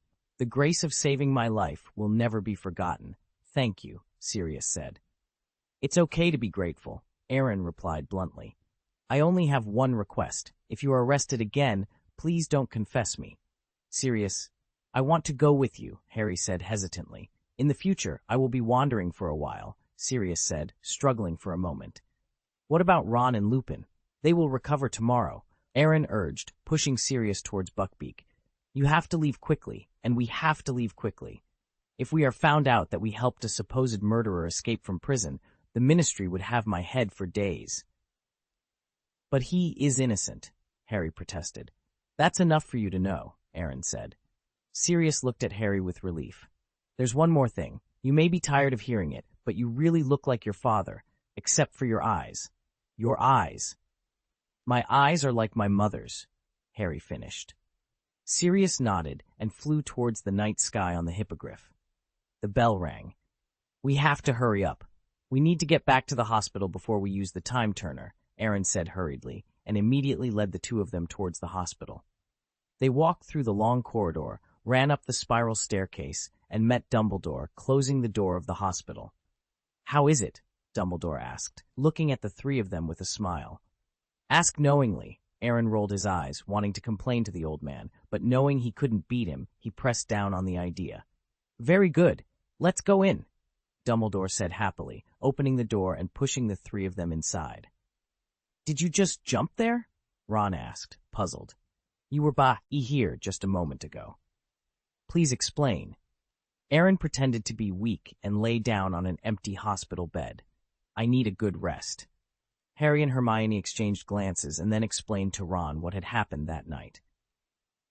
The next day, several students walked out of the school hospital. With exams over, all the wizards above the 3rd grade had gone to Hogsmeade Village, leaving only the 1st and 2nd graders in the castle, which felt a bit empty. We're going to visit Hagrid. He must be very happy today, Hermione said, looking at Aaron with joy on her face. Are you coming? I won't go. I need to find Professor Snape. I'm very interested in the spell he used last night. Hagrid will be very grateful, and so will Abe, Harry hesitated. If he knew. Don't, Aaron interrupted hastily. Don't tell him. You know Hagrid well. He'll say anything when he's drunk. Harry nodded in understanding. Arriving at Professor Snape's office, Aaron knocked on the door and walked in. Sit down. Snape's face was stern. To be honest, I'm not in a very good mood. They actually rescued Sirius, and you joined them. Dumbledore told me everything. You had evidence to save his life. You didn't have to save him. He has serious aggressive tendencies. Azkaban is more suitable for him. I have my reasons. Professor, you should be more magnanimous. Sirius Black wronged you before, but he spent 12 years in prison for his enemy for no reason, which is punishment enough. Besides, he's still wanted by the Ministry of Magic and can only live in exile until the truth comes out. Humph! Snape snorted coldly. That is some comfort, but it's not much better. Because of the severed finger and signature you provided, Cornelius Fudge is somewhat passive in front of Dumbledore. He promised to get the Dementors out of Hogwarts and to gradually reduce the intensity of the search for Black. In other words, even the Aurors of the Ministry of Magic would turn a blind eye to him. As long as he lives a low-key life, no one will bother him. That's how it should be, Aaron said, spreading his hands. 12 years in prison is what the Ministry of Magic owed him. That's why Fudge has to find ways to reduce his influence. When the truth comes out, the pressure on the Ministry of Magic may lessen, Snape said expressionlessly. Okay, let's get down to business. What do you want from me? Professor, Aaron said with a flattering smile, I don't think I've heard of the spell you used last night. Could you teach me? You really want to learn? Snape frowned slightly. I don't quite understand. Your Gaius family should have more powerful magic. That's different, Aaron said solemnly. The reason why a trump card is called a trump card is because it cannot be easily exposed. I know some forbidden magic, but it is not used casually. Therefore, I need some powerful magic that ordinary wizards can accept. He knew a lot of magic, but spells like the Fiendfire Curse, Patronus Charm, Dragon Slayer magic, and Elemental magic were not suitable for normal use. Apart from these, his magic reserve was about the same as Hermione's. If he wanted to add a layer of camouflage to his combat power, he had to learn something different. Hearing this, Snape felt a million thoughts racing through his mind. Could it be that the magic he worked so hard to create is only slightly stronger than Aaron's basic spells? Hold on. Although he felt a bit frustrated, Snape still took out a thick notebook from under the table. In addition to the Shadowless Magic Curse I was going to use last night, there are also several spells I invented and the corresponding methods to counter them. Additionally, there are my research experiences on potions over the years. Aaron took the notebook carefully and, after flipping through it briefly, looked at Snape with more respect. Although the knowledge here was far inferior to that of his ancestors, it was still impressive. The notebook was a valuable asset for most potion masters, but for Aaron, it was only a referentaire. See, Professor, this is the result of your life's work. Don't you feel sorry for entrusting it to me? Aaron asked playfully. It will always be passed on. You are my best student. No one is more suitable than you, Snape said seriously. Thank you for your trust, Professor, Aaron replied, raising the notebook in his hand. I will not let you down. However, Professor, you are truly a genius. If you have time in the future, Gaius and I would be honored to have you as a guest at my home. Snape smiled. gratified. If there is a chance. Aaron nodded, silently making a decision in his heart. If Voldemort ever made a comeback, he would ensure Professor Snape's safety above all others. Snape was a mentor unlike any other, completely different from Dumbledore. After leaving Snape's office, Aaron returned to the Slytherin common room with the notebook in his arms. As soon as he walked through the doorway, he heard Draco whining. The beast got away. Hagrid must have let it go. But there's some good news. Lupin can't stay any longer. Can you believe we were taught by a werewolf for a whole year? What did you say? Aaron asked in surprise. Who told you? Professor Snape, Draco replied. You didn't know that, did you? I just found out, Aaron said, shaking his head with a wry smile. It seemed that Professor Snape was still brooding over his student days, but it was understandable. The main purpose of Professor Lupin's tenure at Hogwarts was to protect Harry Potter. Now that his purpose had been achieved, it didn't matter whether he stayed or not. He was a werewolf, after all, and he had lost control once the previous night. Who could guarantee he wouldn't forget to drink the Wolfsbane potion in the future? Even one lapse could spell disaster for Hogwarts. Chapter 329, The Nigia Mask and Crafting Dark Magic Artifacts. In the Hall of Divinity, Aaron entered with Snape's notes and placed them on a relatively empty bookshelf. Abe, the owl, flew over happily and rubbed Aaron's palm affectionately. The doppelganger, who had paused his training in the magic circle, looked up at the notebook and smiled helplessly. It seems that I have to work overtime this summer vacation, the doppelganger remarked. Give it a rest. Aaron rolled his eyes. How about we switch places? No need, the doppelganger sneered. Spending the summer vacation at Hogwarts was 100 times easier than spending it at home, so there was no need to think about it. Aaron pouted, sat on a chair and opened the task panel impatiently. Help Harry Potter find the enemy who killed his parents. Reward 500 magic points. Completed. Rescue Sirius Black. Reward 800 magic points. Completed. Receive all rewards. Congratulations to the host for obtaining 1,300 magic points. Aaron breathed a sigh of relief, an excited smile spreading across his face. Although the number was a bit less than he had hoped, with his existing 900 magic points, it was enough to buy the Nigia Mask. System. Open them all. Magic category, Tone 100 magic points. Flight speed depends on personal strength. Atone, a Yuxiang, 500 magic points. Effective unless the target has a strong will. Material category, Fenghuang the Yumal magic points. Miyin, 100 magic points. At Mandalatal, 5 magic points. At New Huang, 1 magic point. At Sinojok. Item category. At Ni Mask, 2,500 magic points. The wearer can summon the ninja group of the Shadow Corps. Note, collecting 10 masks can control the Kingdom of Shadows. At Psychedelic, 500 magic points. Saves thoughts and memories. Morphase, 1 magic point. Jelani's Emerald, 50 magic points. The person who gets the gem will be doomed. At Shensa Morjang, 50 magic points. Inject magic power into the magic crystal, allowing even muggles to use the simplest levitation spell until the magic power is exhausted. Purchase Nigia Mask. Aaron decisively placed the order, spending 2,500 magic points in one go, but he didn't feel bad at all. Holding the red-brown ghost face in his hand, he could clearly feel the powerful and eerie magic power contained within it. Congratulations to the host for accumulating 2,500 magic points in the mall and meeting the upgrade conditions.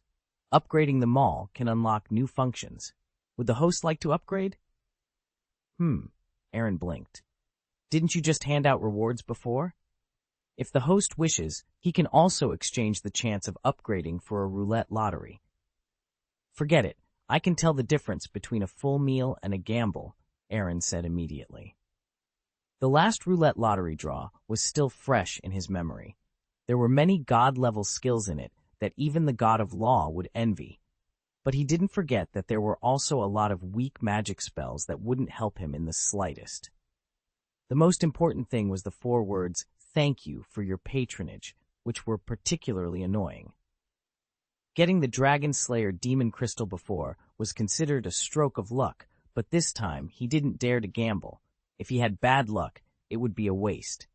May I take the liberty to ask how long the upgrade will take? 7 days. During this period, the system will only retain the sign-in function, and the mall will be closed.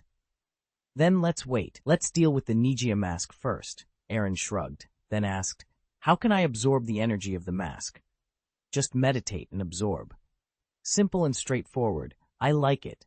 Aaron raised his eyebrows, then began to meditate and absorb the energy. Numerous thin black shadows appeared on the surface of the Nigia mask, all of which poured into Aaron's body. However, he didn't feel the slightest discomfort. Instead, he felt that he had gained some kind of authority, and a boundless but dark world emerged in his pupils. Is that the kingdom of shadows? Aaron murmured thoughtfully. Only by collecting 10 masks could he control the Shadow Kingdom. He had only completed 1/10 of it now, and he had taken the first step. Aaron stood in the grand hall of the Shenming Temple, contemplating his next move. The end was still far off, and he wanted to test the strength of his ninja group. With a snap of his fingers, countless red eyes appeared in the shadows, and a multitude of shadow ninjas emerged, kneeling in unison to salute him. Abe, the holy dragon, growled and bared his teeth at the shadows, clearly displeased. The dragon seemed to have a natural aversion to these dark creatures. If not for Aaron's summoning, they would have been incinerated by dragon flames the moment they appeared. These are not enemies, Aaron quickly reminded Abe. He then turned his attention to the ninja group. There were roughly over 200 ninjas, occupying almost all the dark corners of the hall. They were loyal and devoid of any emotion. Although Aaron had fully mastered the power of Nigia's mask, it didn't mean he could summon an endless number of ninjas. The number he could summon was determined by his own strength. As a junior Great Magister, he could summon up to 200 shadow ninjas without any burden. Summoning more would consume his own magic power, and the consumption would increase exponentially with the number of ninjas. Aaron shook his head, feeling a bit greedy. He looked at the kneeling ninjas and couldn't help but smile wryly. We have guards, servants, and chefs. Now it really looks like a palace. Should we get a crown or something to make it look more regal? Stop joking, Miss C replied. I still prefer minimalism. I only asked for a throne because it looked empty without one. Otherwise, I would have gotten rid of it long ago. You can't blame me, Miss C said, exasperated. I originally wanted a chessboard, low-key luxury with connotations, but most of the time I'm alone here. Is it okay to entertain myself? Aaron rolled his eyes and sighed. He looked at the Nigia mask in his hand, thought for a moment, and then smiled slightly. A black shadow emerged from his palm and poured into the mask. The pupils of the mask flashed red, and the power returned to it, though it was less significant than before. How much did you share? Miss C asked, smacking her lips. 1/5 of it, Aaron replied with a mysterious smile. Now, ordinary people can summon ninja groups when wearing this mask, but the number is only 1/5 of my current capacity, which is 100. Additionally, I've locked the upper limit of this mask. No matter who wears it, they can only summon a maximum of 100 shadow ninjas. Under normal circumstances, 50 shadow ninjas can be summoned without any burden, but summoning more will require consuming magic power. For ordinary people, it will consume physical strength or vitality. I've created a great black magic item, Miss C said with emotion. But is it really necessary? Maybe not now, but who can tell what will happen in the future? Aaron said meaningfully. He then placed Nigia's mask on the storage shelf. It's better to delegate some tasks to others rather than doing everything yourself, and the power can be withdrawn at any time, so there's nothing to worry about. That's true, Miss C agreed. After dealing with Nigia's mask, Aaron still had 720 magic points left. He looked at the mall interface and cleaned up the materials column. He planned to give a piece of mithril to Alger for casting artifacts. The remaining phoenix feathers, mandrakes, rhinoceros horns, and bezoars would be placed in the Shenming Hall to make the storage look more complete. He also ordered a pensieve, wizard chess, and a muggle wand. As for Rajini's emeralds, he decided to hold off for now, as he only had 200 magic points left after his previous purchases. At Hogwarts, it took 2 days to sign in and purchase this emerald. The Shadow Ninja meticulously placed these items on the storage shelf, and the pensieve was positioned in front of the throne in the main hall. It doesn't look so shabby anymore, But it's of no use at the moment, Aaron remarked. That's just for now. We'll save it for later, Aaron said indifferently. Go back to Snape's office and order some supplies. Then have Ginns purchase a batch of materials.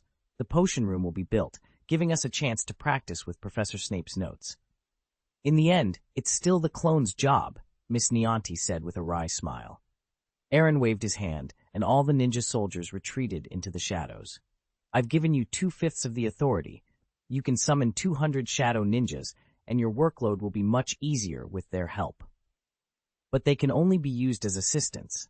Some tasks can only be done by me, she replied.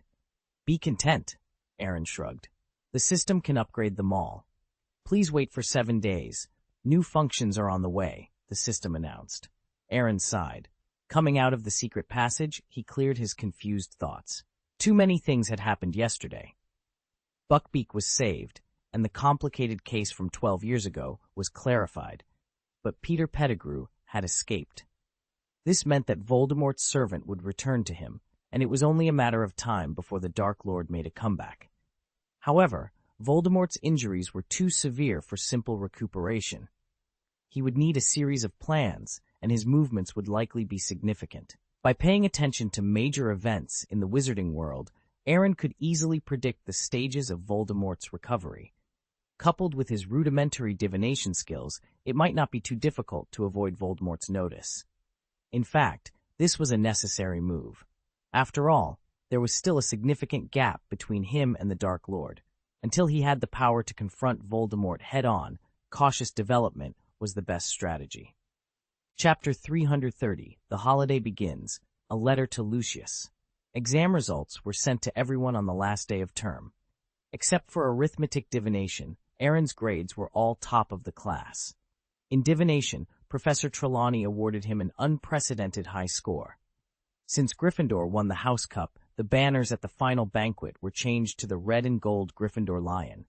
Compared to the lively Gryffindor table, the atmosphere at the Slytherin table was somber. No wonder my dad says that having Dumbledore as headmaster is the worst thing for this school, Draco said with a sullen face. Harry Potter and his friends broke so many school rules and even attacked Professor Snape, but they didn't get punished at all. If they had lost a few points, the House Cup would still be Slytherin's. I noticed Professor Snape didn't look too happy, Crabbe said, glancing at the teacher's table and quickly looking away when he met Snape's sharp gaze. That's not surprising, Draco said angrily. If I were him, I'd be furious at Dumbledore's favoritism. Well, our headmaster was a Gryffindor, Aaron said with a disdainful smile. But even if he's biased, he has his reasons. Otherwise, Professor Snape wouldn't just swallow his anger. Hearing this, Draco gritted his teeth, stopped talking about Dumbledore, and silently focused on his food. The next day, Aaron packed his things early in the morning. Besides the necessary living materials prepared for his thought body, he stuffed some miscellaneous items into his suitcase. Abe, his house elf, squatted nervously on the bed, carefully covering his pockets, afraid that Aaron might take the supplies he had saved for half a year. However, Aaron didn't mention it until they boarded the Hogwarts Express, and Abe was relieved. In fact, Abe's worry was unnecessary. The materials at Shenming Temple were more than enough to support Aaron for the entire summer vacation. Aaron wouldn't take Abe's supplies when he had plenty. The materials Abe was hoarding were for the next semester or even the one after that. There were no werewolves on the train back. Aaron arrived early and entered a private compartment alone.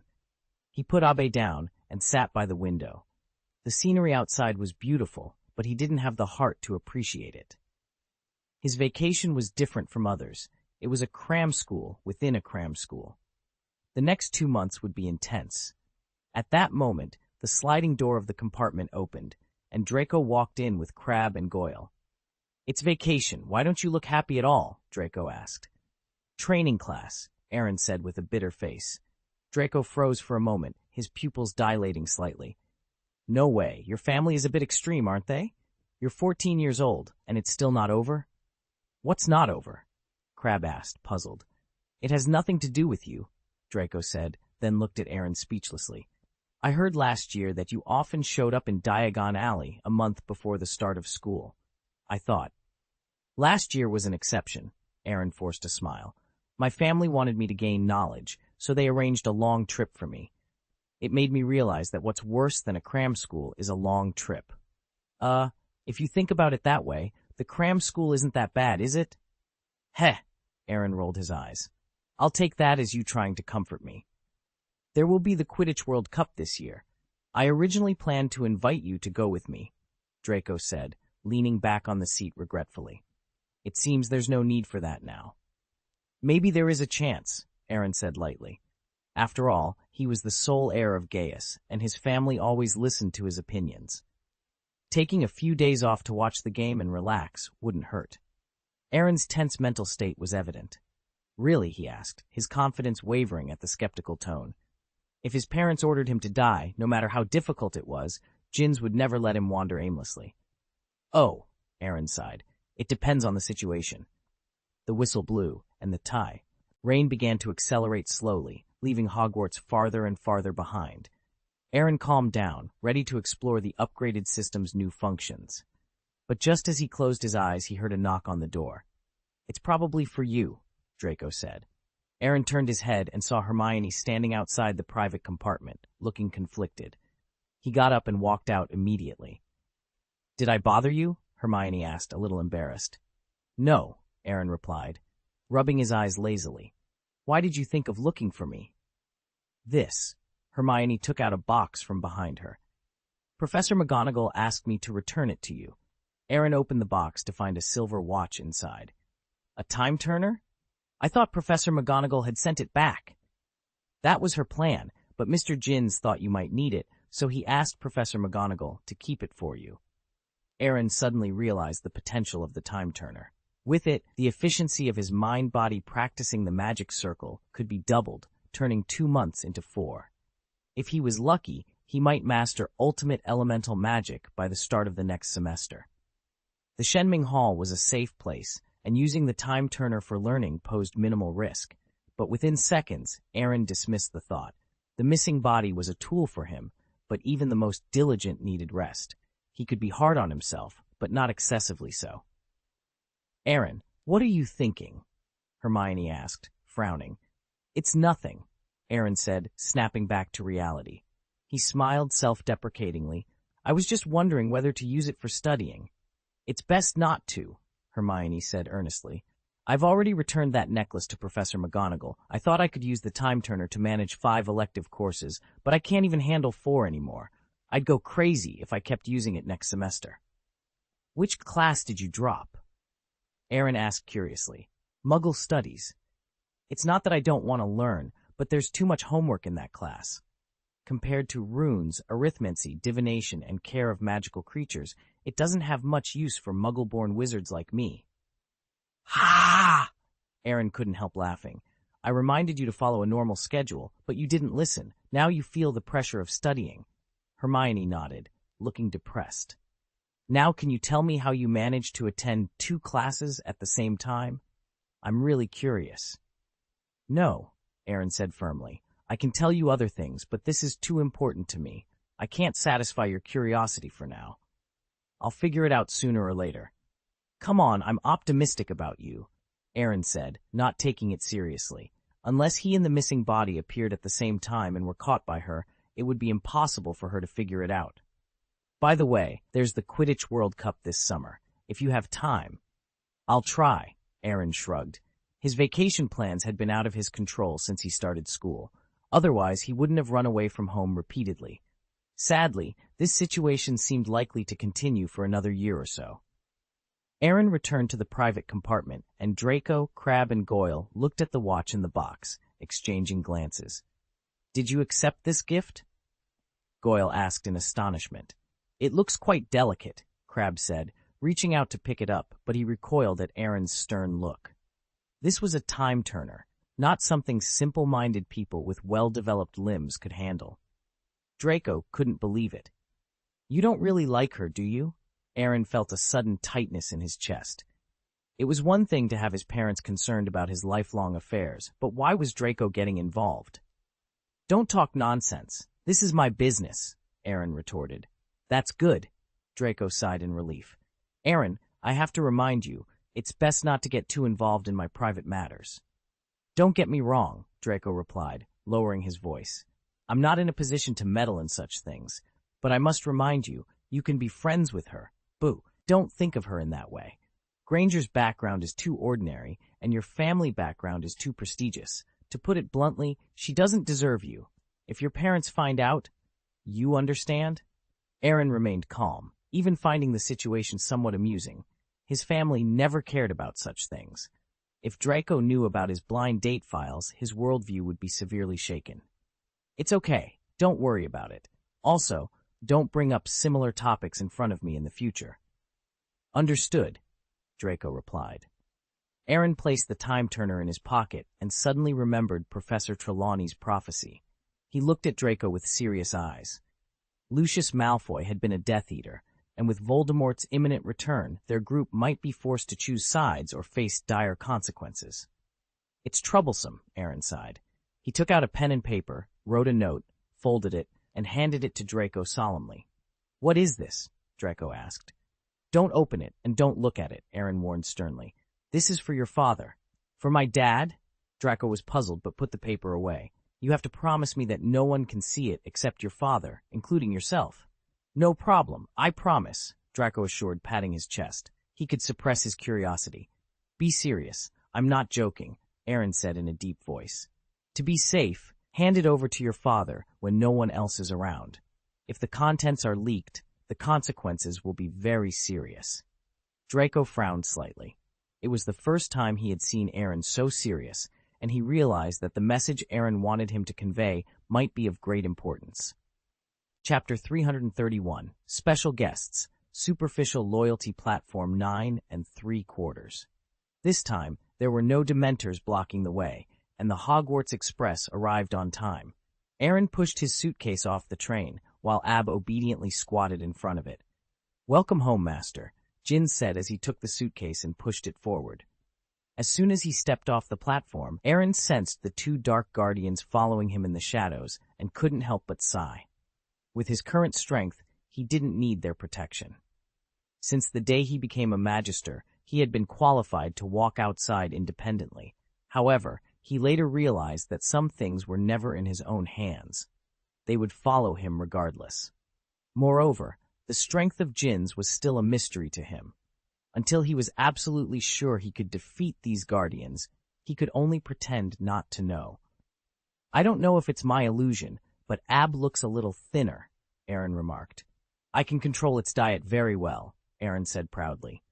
A look of grievance flashed in Ab's eyes. The owner had emptied its storage bag. During those days, its mood was extremely low, which greatly reduced its appetite. Jins noticed this, but didn't say much. After all, it was good that Abby could lose weight, and he didn't care about the method the young master used. By the way, the master and mistress will be back in mid-July.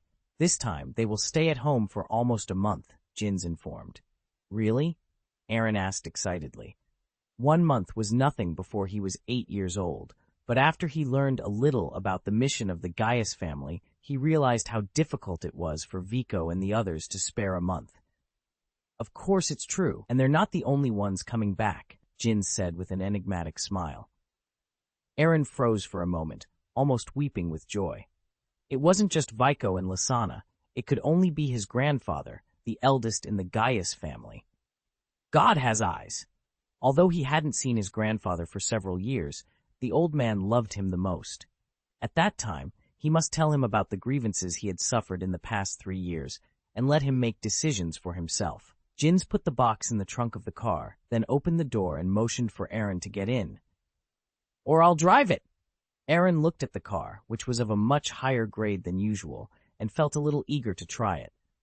This time, it really won't work, Jins said with difficulty.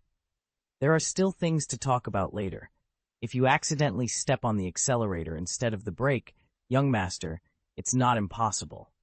Aaron blinked and sat in the back row in a daze. After driving the car unhurriedly for a while on the road, Jin said carefully, Master, about your class schedule for this vacation. Uncle Jins, do you have to spoil the scenery at this time? Aaron said angrily. He had just gotten off the train, and before he could recover, Jins was already talking about the cram school. He didn't have the mentality for that yet. Okay, then let's change the subject. My wife wrote me a letter half a month ago, saying that when you come back, I must ask the young master what you think about it. What's the matter? Aaron asked. A candidate for a fiancé. Puff. Aaron almost choked. At that moment, he was grateful for Jin's foresight. If he had heard this news while driving, he would probably have thrown the steering wheel. Master, are you okay? Jin asked with concern. Drive your car, Aaron said angrily. They are really persistent. No way. The young master needs to complete the mission of the family. The patriarch and madam can't help you much in this regard, so they can only assist you in other aspects, Jin patiently explained. Then he changed the topic. So, which one do you like, young master? It's better to go on a blind date sooner rather than later. Hey! Aaron's mouth twitched. Let's talk about the cram school. Master, you should know that running away will not solve the problem. The files I sent me, I didn't read them at all. Jin sighed. Okay, the cram school this holiday is different from the usual ones. Don't tell me I have to learn something new again. No, the young masters who need to learn have already started. The next stage is the promotion stage, which will be relatively easy. Lord Lance Botany, Lord Wecht's Magic Circle, Lord Diet's Library, and Lord Flo's Psychological Counseling need to be attended daily. Other courses can be taken as electives. Huh? Aaron raised his eyebrows, asking suspiciously, Are you being so kind? Master, you really misunderstood me. This holiday's schedule is quite simple, Jin said solemnly, though Aaron detected a hint of unease in his tone. Okay, that's what you said. Don't go back on your word. Of course, Aaron nodded, feeling his resentment towards the cram school ease significantly. One more thing, Jin said hesitantly, glancing at Aaron's face through the rearview mirror. There are guests at home. You better be prepared, young master. Oh, Aaron elongated his tone. No wonder you switched to a luxury car. Who's the guest? Is it Sir Merlin or the Minister of Magic or perhaps an esteemed elder in the professional field? No, this guest is a good friend of yours, the eldest son of the Darwin family, Leon Darwin. Hearing this, Aaron's mouth opened in surprise and he smiled. This is indeed a rare visitor. Master Leon arrived at noon today and will be staying at Gaius Castle for a while. The head of the house asked me to give him the key to Gaius's library so he can come and go as he pleases. I have no problem with that. Their family loves reading, so I'm not surprised he wants access to the library, Aaron said. But he didn't just come here as a guest, did he? Of course not. It has something to do with Miss Kellia. Master Leon learned that you might be marrying his sister, so he came here specifically. Damn, Aaron swore, a few clear black lines appearing on his forehead. He had almost forgotten about that. Dealing with an overprotective brother was no small trouble. Stop the car. I'm getting out. Jin shrugged and pulled over to the side of the road. Master, if you hide today, you can't hide tomorrow. If you don't come back tomorrow, I'll have to consider it the third time you've run away from home, Jin said helplessly. Also, if Master Leon wants to find someone, he probably won't wait until tomorrow. Ugh, Aaron cursed in frustration. Drive. Let's go home. Okay, Aaron took a few deep breaths in the back seat to calm himself. What Jin said made sense. He couldn't avoid the situation forever. At home, he still had some control, but if he ran away, he'd lose his advantage. Besides, why should he run? He hadn't agreed to the marriage, and the parents of both parties were only considering it. Nothing was set in stone yet, so he had no reason to feel guilty. Most importantly, he couldn't run even if he wanted to. The Darwin family had extensive resources in the wizarding world, and Leon, as the heir, could find him in no time. Malfoy Manor. After Draco returned home, he asked his mother, Narcissa, to notify Lucius to come back. Then he locked himself in his room, secured the doors and windows, drew the curtains, and waited patiently. More than half an hour later, Lucius's voice came from outside the door. Draco, I had to interrupt my conversation with Fudge because of the urgency you mentioned. This better not be a joke, or I'll be very displeased. The door opened suddenly, and Draco looked at Narcissa and Lucius with relief. Why are you in such a hurry? Lucius asked, slightly annoyed. Aaron gave me a note on the train.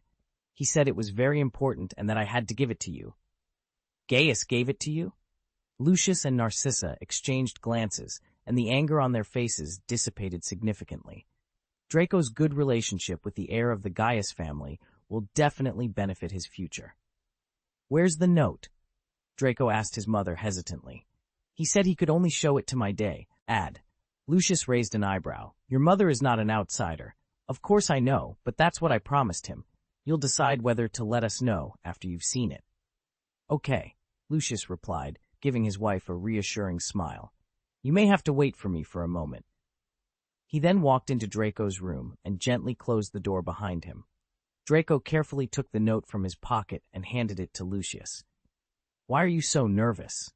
Lucius asked with a casual smile before opening the note in front of Draco. The note read, "Uncle Lucius, on behalf of Gaius, what follows is no joke. Hogwarts divination professor Trelawney made a prophecy on the day of his final exams this term. Tonight he will return. Tonight the man who betrayed his friend, the man who became a murderer, will break free from his chains. The blood of the innocent will be shed. The Dark Lord will return with the help of his servants, stronger and more terrifying than ever. In addition, this is a true prophecy. The first half has already been fulfilled, and the second half is only a matter of time." Lucius's pupils dilated, and his hands trembled unconsciously as he read the note. "Draco, you didn't show this note to anyone else, did you?" he asked, trying to maintain a calm tone. "No, father. You were the first to see its contents. What is written here?" "It's nothing," Lucius said, pretending to be relaxed as he put the note away. "You should get some rest. I have something to take care of." After leaving Draco's room, Lucius took Narcissa to the secret room of the manor and showed her the note. "Is this true?" Narcissa asked, her voice tinged with unease. "It doesn't seem fake." "The thing I was most worried about has happened," Lucius said, taking a deep breath before throwing the note into the fireplace. "If there are no accidents, the Death Eaters will contact me soon. We must prepare early. At least on the surface, our loyalty cannot be questioned." Narcissa nodded. "What about Draco?" "Don't tell him yet," Lucius said in a deep voice. "He will find out eventually, but that person is too dangerous. We must try not to involve him." Chapter 332, The Attitude of a Cheap Brother-in-Law. Let Nature Take Its Course. Castle of Gaius. Aaron entered the living room with Ab, accompanied by Jins. Sitting on the sofa was a young man dressed in light-colored casual clothes. His handsome and gentle face was adorned with a pair of clear, bright eyes, and his pale golden hair gleamed under the light. "Long time no see," Leon said, waving casually. "I hope I haven't kept you waiting too long." "I came as quickly as I could," Aaron replied, taking a seat. "Also, could you stop eating that lollipop while we're talking?" "Sure," Leon said, biting the candy into pieces before turning his attention to Ab. "Is this the dragon you raised? It's quite cute." "That's up to you. How long are you planning to stay at my place?" Aaron asked. "Not long, just until you start school," Leon replied. "No problem, stay as long as you like," Aaron said. "Uncle Jins," Leon addressed Jins, "could you give us a moment? I need to talk to Aaron alone." Jins raised an eyebrow, but left the room without a word. "Get to the point," Aaron said impatiently. "Why do you pretend not to know?" Leon punched Aaron lightly on the chest. "I treat you like a brother, but you want to be my brother-in-law." "Some things are beyond my control," Aaron said, feeling a bit guilty. "I didn't know anything about it. My parents and your uncles and aunts arranged everything." "I believe you, but the problem is that my parents and your uncles and aunts have also arranged it.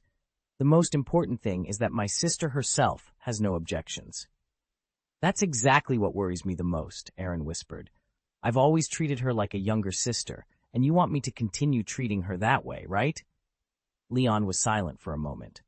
"That was before. Now, let it be." "It's fine if you think the same way. If we both protest, then—" Aaron trailed off, staring blankly at Leon. "Wait, what did you just say?" "I'm not joking," Leon said seriously. "Are you kidding me?" Aaron couldn't hold back any longer. He stood up from the sofa, pointing at Leon with a resentful expression. "What about your sister's feelings? Shouldn't you be scolding me, and then we reach a friendly consensus to oppose this marriage that's unfair to Kelly and me?" "Actually, you're right," Leon nodded in agreement, then changed the topic. "But my sister didn't object." Aaron felt as if his heart had been struck by lightning. This was not what he had expected. It's too hasty. Just because Kelia didn't object, you're siding with them, Aaron exclaimed. Oh, Leon sighed. I only found out about this around February this year. At that time, I was so furious that I wanted to go to Hogwarts to confront you. Aaron's eyes twitched slightly. He had hoped Leon would do that, giving him more confidence to refuse. But Kelia stopped me, Leon continued with a wry smile. She directly blocked me. What could I do? I despise you, Aaron said disdainfully. You should have insisted a little longer and shown your attitude. I did, Leon said helplessly. But it failed. My parents and your uncles and aunts scolded me severely and made me kneel in front of the statue of our ancestors for 3 days. That's quite serious, Aaron remarked. Who said it wasn't? Didn't you just want to invite the family's artifact to make you retreat in spite of the difficulties? Leon said. Aaron was silent for a moment. I take back what I just said. Kneeling for 3 days is really cheap for you. If the book in your family had been smashed down, would I still be alive? I was a bit impulsive at the time, Leon admitted, pinching his nose in embarrassment. Kelia knelt with me for 3 days, and I tried to persuade her to change her mind. And you failed? Aaron asked. Leon nodded. I told her that we're still young, and there's no rush. We could think about it in 10 or 8 years, or even after 4 or 5 years, but first half, Aaron's relief was short-lived. Leon continued. I don't object either. It's not because I do care about my sister's happiness, but because I trust her judgment. Kelia is smart, and she knows what she wants. If she believes you are the right person for her, then who am I to stand in her way? Aaron sighed, feeling the weight of the situation pressing down on him. So, you're saying I should just go along with it? Leon shook his head. No, I'm saying you should consider her feelings and your own. This isn't just about family expectations or traditions. It's about whether you can see a future with her, whether you can make her happy and be happy yourself. Aaron rubbed his temples, feeling a headache coming on. It's just a lot to take in. I never thought about marriage or engagement at this age. I have my own dreams and goals. And you should pursue them, Leon said firmly. But don't dismiss Kelia's feelings either. Talk to her, understand her perspective. Maybe you'll find that your paths aren't as different as you think. Aaron nodded slowly, appreciating Leon's advice. You're right. I need to talk to her, not just about this engagement, but about everything. We need to understand each other better. Leon smiled, clapping Aaron on the shoulder. That's the spirit. And remember, no matter what happens, you've got family who supports you. Aaron felt a bit lighter, knowing he wasn't alone in this. Thanks, Leon, I needed that. Anytime, brother, Leon replied. Now let's go find Kelia and have that talk. As they walked towards the library where Kelia often spent her time, Aaron couldn't help but feel a mix of anxiety and determination. This conversation could change everything, but it was a necessary step towards understanding and possibly finding a way forward that worked for both of them. When they reached the library, they found Kelia engrossed in a book, her brow furrowed in concentration. She looked up as they approached, her eyes brightening when she saw Aaron. Aaron, Leon, she greeted them warmly. What brings you here? Aaron took a deep breath, steeling himself for the conversation ahead. Kelia, we need to talk. About us, about this engagement, about everything. Kelia's expression turned serious, and she closed her book, giving him her full attention. All right, let's talk. As they sat down together, Aaron felt a sense of hope. This was just the beginning, but it was a step towards understanding and possibly finding a path that they could both walk together. Leon felt a deep sense of betrayal, as if he were the only one suffering in the world. You really let me down, he said, his voice heavy with disappointment. This is also a helpless move, Leon replied, his mood equally complicated. I objected, but almost everyone was against me. Can I object? Agreeing to this wasn't easy for me either. Why does Kelia value you so much? My own brother isn't as important to her as you are, but the fact remains, whether I want to admit it or not, you are the best of the younger generation. With the relationship between our two families, she won't suffer any grievances in the future. Aaron sneered. Don't draw conclusions so early. Again, I just see her as a younger sister. I can do my best to make her happy, but that definitely doesn't include sacrificing myself for her. It's fortunate that you think so, Leon said, a slight smile playing on his lips. My sister has liked you since she was a child because she has a unique vision. But if you wanted to marry her when you were still ignorant, I would be really worried about you, a beast." Aaron opened his mouth in astonishment, wanting to say something but found himself speechless. "Do you know why I have to live in your house for 2 months?" Leon continued. "I just want to see your current living conditions and let the facts convince me." "Deceive yourself. Don't you know who I am?" Aaron rolled his eyes, exasperated. "It's absolutely impossible for me and her." Hearing this, Leon's face darkened, his pupils turning icy cold. "You mean you don't like my sister anymore?" Aaron's Adam's apple bobbed nervously. "I didn't mean that. I meant it was too sudden, and I wasn't prepared for it at all. Besides, don't think about fighting me. You can't beat me."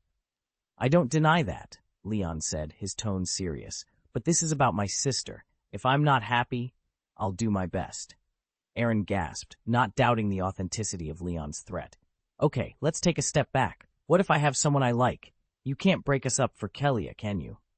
Chapter 333, Darwin's Eyes, New Functions of the System. Swish!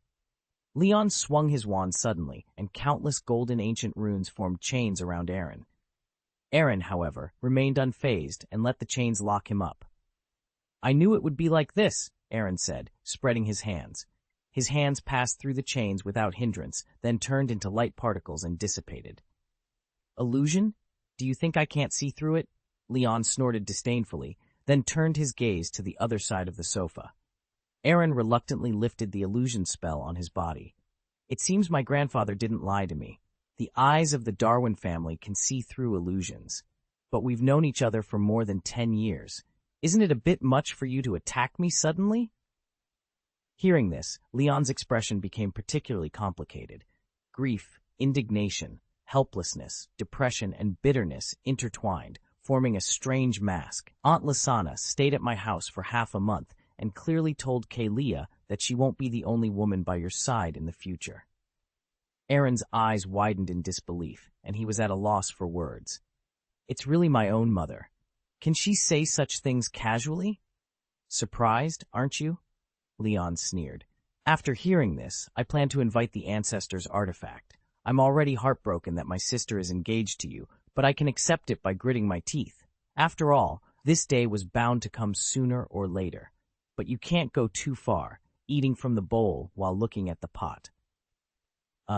Sorry to interrupt," Aaron said hastily. "My mother said that, but I definitely don't think so." "It doesn't matter what you think. The important thing is that my parents didn't object and even took it for granted. Kelia also chose to accept it calmly. For her, as long as you have her in your heart, it's enough." "Don't listen to her say that." Aaron swallowed hard. "How old is she? What does she know?" "She knows hundreds of literary masterpieces about love and marriage and can write essays of tens of thousands of words," Leon said, patting the table angrily. He then looked at Aaron with envy and hatred. "And this is just for a certain childhood sweetheart. It's still possible to be a bastard with a flower heart. That's my own sister. Do you still think I'm too much now?" The corners of Aaron's eyes twitched violently. "Maybe it's not too much, right? Tsk, tsk, tsk. Where did you get the face to say the word maybe?" "Nonsense, I'm innocent," Aaron said bluntly. "First, I don't know anything. All of this is the arrangement of the previous generation.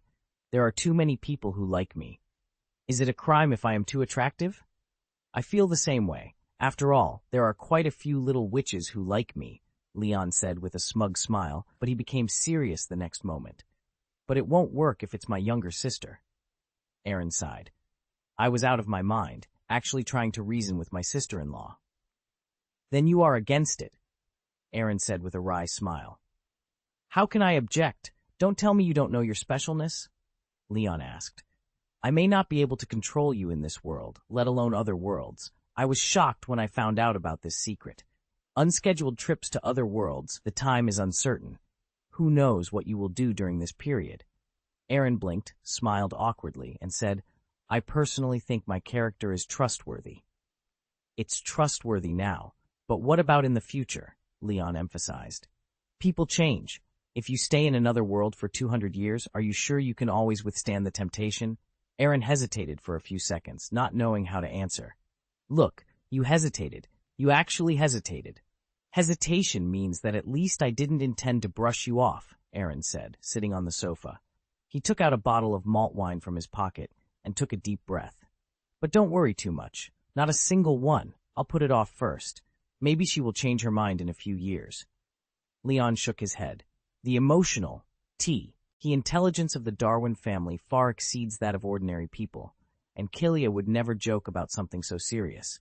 And you should know about the abilities that the Darwin family might awaken.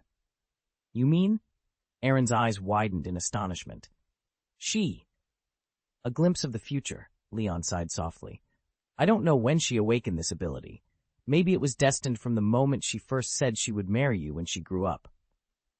Wait, let me process this, Aaron said, frowning as his heart thundered. After a long silence, he sat up. What if, just hypothetically, she really is joking? That would be great, Leon shrugged. My stance can only be one of disapproval or disapproval. As for you, you'll have to decide for yourself. Aaron took a deep breath. You know me well. I don't believe in fate. Believe it or not, Leon said, heading upstairs. He had said too much tonight and might not be able to restrain himself from having a friendly discussion with his future brother-in-law. How could this be? Aaron muttered to himself. An innocent smile flashed in his mind, but he quickly shook his head to dispel the image. Why overthink it? The future is full of uncertainties. It's more important to live in the present. Aaron took several deep breaths and returned to his bedroom with Abe in his arms. But even lying on the bed, he had no intention of sleeping. The amount of information he had received today was overwhelming.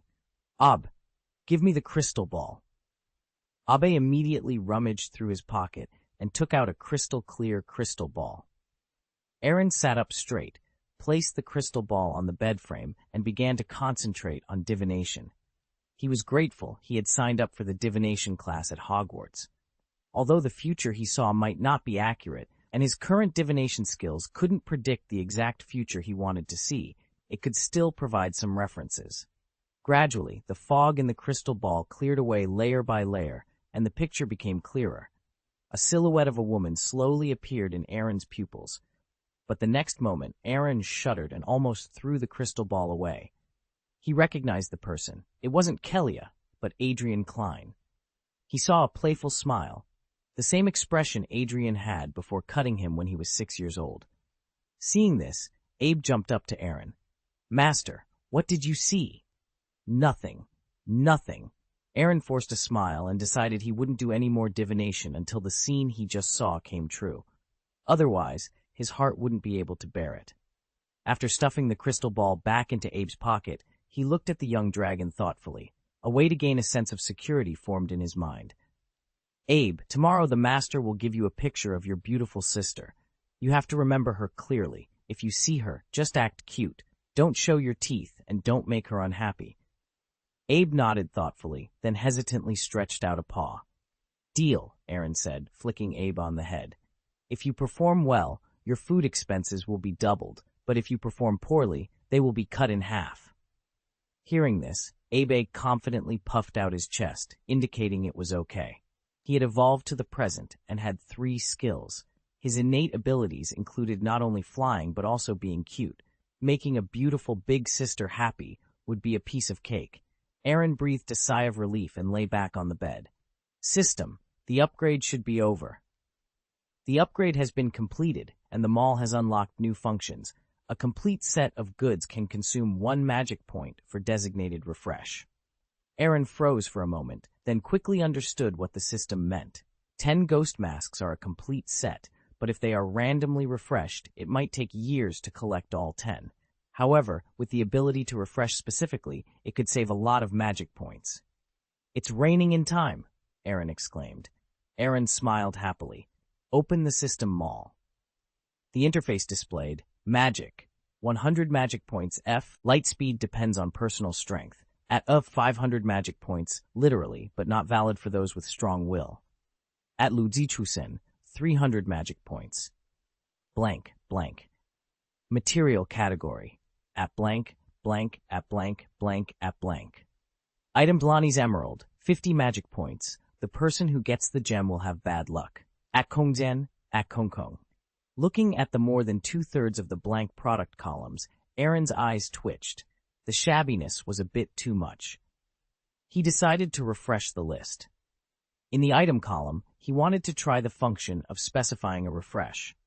The magic category was refreshed twice, filling the two blank product columns.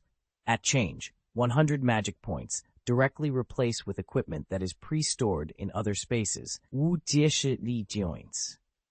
The material category was refreshed once as a whole, filling all 5 blank commodity columns. At Shenhai Zhangyu Tu Shu, Haizao, 1 magic point. At Huoyuan Su Sui Jing, at Baiyan Juju the Du Ye, at Leiniao the Wei Yu, 30 magic points. As for the items, Aaron first bought Jelani's emerald to add to the collection of the Shenming Temple. Then, he designated a commodity column to refresh the ghost mask and refreshed the list as a whole. At Lala T, 2500 magic points, the wearer can summon the Black Shadow Corp Sharp Blade group. Note, collect 10 masks to control the Shadow Kingdom. At Mermaid's Tears, 100 magic points, priceless jewels. At Putonajan Zen, 3 magic points. At Fusan, 1000 magic points, yin and yang balance. At Ting, 5 magic points. Aaron's attention lingered on Lazo's mask for a few seconds. He thought about his magic points, which were now less than double digits.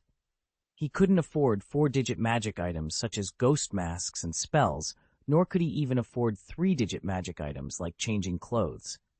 As for the remaining magic materials and other items, he didn't consider them for the time being. Either he couldn't afford them, or he didn't need them at the moment. Chapter 334. To make a gun, bring your own materials. The next day, Aaron was woken up by his alarm clock at 6 in the morning. He took Abe to wash up briefly, and then they went downstairs to have breakfast. Leon joined them 10 minutes later, carrying an old magic book and reading while eating. Almost forgot, I still have a guest like you at home. Let me state in advance, I have a lot to do every day. If you need anything, you can find Jins, Aaron said. Didn't you tell him? Leon asked Jins, looking at him. I was going to, Jins shrugged. Master, the owner and wife called last night, and Master Leon can enter the secret room for a visit. Aaron blinked, taking a moment to process the information. Is this suitable? There is nothing inappropriate, Jins explained. The hidden families have been connected for thousands of years, and there are almost no secrets between them. Hearing this, Aaron sighed helplessly. It was already annoying enough to have a housekeeper and 2 bodyguards following him every day, and now a man suspected of being his future brother-in-law would be enough to make a mahjong table. It seems that you don't welcome me very much. Leon shook his head, pretending to be hurt. This relationship is really fading. It's been a long time since I saw you. Woo woo woo. Aaron gagged his mouth with a piece of cake. Eat your meal. Also, I'm not disapproving of you. It just might be boring. It doesn't matter, Leon said casually, taking the cake away. I'm just looking around. It's really meaningless to talk about Uncle Vico. You know the secrets of our 3 families, but we've never really gone into Gaius's secret room. Ahem, Jins coughed. Master Leon, the heirs of the Gaius family are quite special. Even the young master himself only came into contact with the core of the family 2 years ago. Leon curled his lips and then looked at Aaron curiously. I heard that you completed a journey to another world. Can you tell me about it? You don't want to know. Are you unlucky? Aaron nodded slowly. You could say that. I haven't had a good day. Sk. The corner of Leon's mouth twitched. I'm not sure, but I'm more interested now that you say that. Hurry up and satisfy my curiosity. Aaron rolled his eyes. Allied with the dwarves and killed a terrifying dragon, then allied with the elves and humans to defeat the orc army. Leon. That's it? Otherwise? Aaron shrugged, picked up Abe, and walked towards the secret room. More than half a year's journey to another world could fill a book, and he didn't have time to tell stories to Leon. He's a really boring guy sometimes, isn't he? Leon remarked. Jins was non-committal and made a gesture of invitation. Master Leon, please go this way. After entering the first secret room, Leon was captivated by the sight in front of him.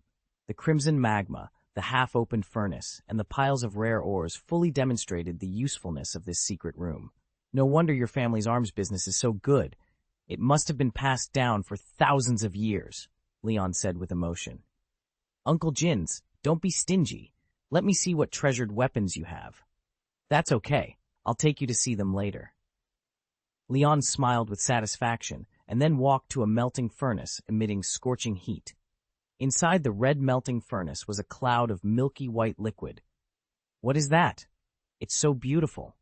The heart of the mountain, a gem gifted to me by the dwarf king. You melted it to build something? I want to build an artifact. Aaron didn't hide it. This is the first material. Leon froze for a moment, turned his head to look at the milky white light in the furnace, and shook his head slightly. There is still a long way to go. There are differences in artifacts, if the quality is lower. I want the best kind, Aaron interrupted. That's much harder. It takes a long time and a lot of resources. Sooner or later, it will be ready, Aaron said confidently. With his right hand on the black stone pill, Argo Gaius, a figure with black hair and silver eyes, was summoned. Lion swallowed hard, vaguely guessing the identity of this imposing figure. Who is this? Lion asked. Lion Darwin, Aaron introduced. Darwin's son? Hawk's son? Alger said with interest. Leon immediately saluted respectfully, not daring to neglect this terrifying ancestor in the slightest. There's no need to be so restrained, Alger chuckled. Your father was much more natural when he first came here. You know my father? Leon asked, surprised. Vico brought Gaius to visit after he inherited the title of patriarch, before you two were born, Alger explained. My father never told me, Leon said, looking astonished. It's normal. I'm not alive after all, am I? Alger replied. Ancestor, Aaron interjected. Let's talk about business first. I bought a piece of rare metal some time ago. Can you see if it can be used? Abe flew over and pulled out a piece of silver-white metal from his pocket. As soon as he took it out, Alger's eyes were drawn to it. He looked at the basketball-sized metal and murmured, Mithril, good stuff. It's much lighter than iron, but its hardness is comparable to dragon scales. The most important thing is that it has a considerable affinity for magic, which will greatly enhance the power of magic. It seems the purchase was not in vain, Aaron thought to himself. Alger gave Aaron an appreciative look and then threw the mithril into the furnace. The crimson magic circle disappeared in a flash, and the mithril was continuously refined. A silver-white light gradually appeared in the furnace. It's too late for you to regret it now. The two materials inside can make a high-quality magical weapon, Alger said. But I still want artifacts, and top-tier artifacts, Aaron insisted. Alger raised his eyebrows. These two materials alone are far from enough. I'm mentally prepared, and I'll do what's needed. Also, in addition to swords for melee combat, I want weapons that can be used for ranged combat, Aaron explained. Bow and arrow? Alger asked. No, Aaron smiled embarrassedly. It's a firearm that can use magic power to increase the power of bullets. Hearing this, Alger laughed loudly. You are still so funny. Okay, I happen to have the machines and tools to build the parts here. But speaking of firearms, they are different from cold weapons. In addition to materials, they also require sophisticated design and consume more time. As usual, if you want an artifact-level firearm, I will not be responsible for preparing the materials. Don't be so troublesome. I just want the level of a magic soldier, Aaron said, rubbing his nose with some embarrassment. A light sniper, a heavy sniper, a revolver, a flintlock, and an automatic pistol. Alger's mouth twitched slightly, and a few black lines appeared on his forehead. Leon and Jins looked at each other, then took a step back tacitly, not forgetting to bring Abe with them. Enough, Alger roared sullenly. Don't you think this amount is a bit too much? 1 magic weapon is enough, but 5? Do you know how much material will be consumed? Adding these materials together is enough to make half an artifact. No way, Aaron exclaimed. As for the matter, I suggest you let Jins customize a batch of enchanted weapons for you and forget it, Alger advised. I thought about it too, but the firearms they built are not as good as yours, ancestor. Aaron protested. Heh? Alger snorted disdainfully. No matter how beautiful the words are, I will not bear those materials for you. They were all saved up piece by piece during my lifetime and after death. Stingy, Aaron muttered, curling his lips. How about this, ancestor? You provide one of the materials, and I will prepare the remaining 4. That's more reasonable, Alger said indifferently. But let me remind you that the materials you provide will determine the quality of the firearm. That means I have to prepare rare ores again? Aaron asked. That's right, and it has to be an ore whose equality is no lower than that of mithril, Alger confirmed. Aaron hesitated for a moment, then took a black arrow out of Abe's pocket. Can you melt this? Alger's expression shifted slightly. The arrow that killed the dragon? Yes, Aaron replied with a shy smile. A black arrow can pierce a dragon's armor. I used it to strike a dragon's heart. Alger examined the black arrow before tossing it into another furnace. The material barely passed the test, but it's hard to say how much will be left after refining, he said, turning to Aaron. I suggest you visit the library if you have time. If you plan to use this type of weapon, you should learn how to maintain it. I can offer a warranty, but there's nothing I can do when you're not around. Aaron nodded thoughtfully. It made sense, but he wondered how much mana he would need to gather 4 materials as good as mithril. He glanced at Jins and Leon, hoping for their input. Master, Jin said with an embarrassed smile, there are many rare ores in the treasury, but those of quality equal to mithril can only be transferred with Lord Alger's consent, unless the Patriarch orders it. However, I will do my best to search the market. It shouldn't be too difficult to gather 4 materials over time. Leon chimed in. It's not that I can't help you. I often visit various ruins for archaeological work, and I have many valuable items. Aaron looked relieved. You are reliable at critical moments, he said. But then he heard Leon's next words and rolled his eyes. I understand, dear brother. Let's settle this clearly. How much will you sell it to me for? Leon feigned indignation. Hey, it sounds like I'm short of money. Besides, talking about money is so vulgar. Let's discuss something more refined. Like what? Aaron asked, wary. Clea. Stop, Aaron interrupted decisively. Every time I ask you for something, you bring up Clea. She's our only sister, Leon said cheekily. I don't want you to do much. Just give her a nice gift the next time you see her. Ah, this? Do you really need to think about it? When have you ever seen her without a present? Leon pressed. Aaron hesitated for a moment, then nodded. That's right. Leon smiled with satisfaction and pulled a key from his pocket. Uncle Jin's, Gringotts, Vault number 77.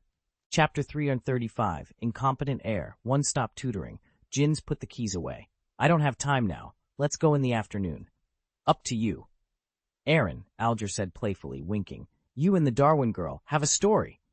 No, we are just ordinary brothers and sisters, Aaron replied immediately. I understand, Alger said empathetically. As long as they are not real siblings. Aaron froze for a moment, gave Alger an angry look, and then dragged Leon to the next secret room. He didn't want to explain, because the more you explain this kind of thing, the more troublesome it becomes. It seems to be the default, Alger murmured. Just as Aaron pushed open the second door, he heard Alger's whisper, and almost staggered and fell to the ground.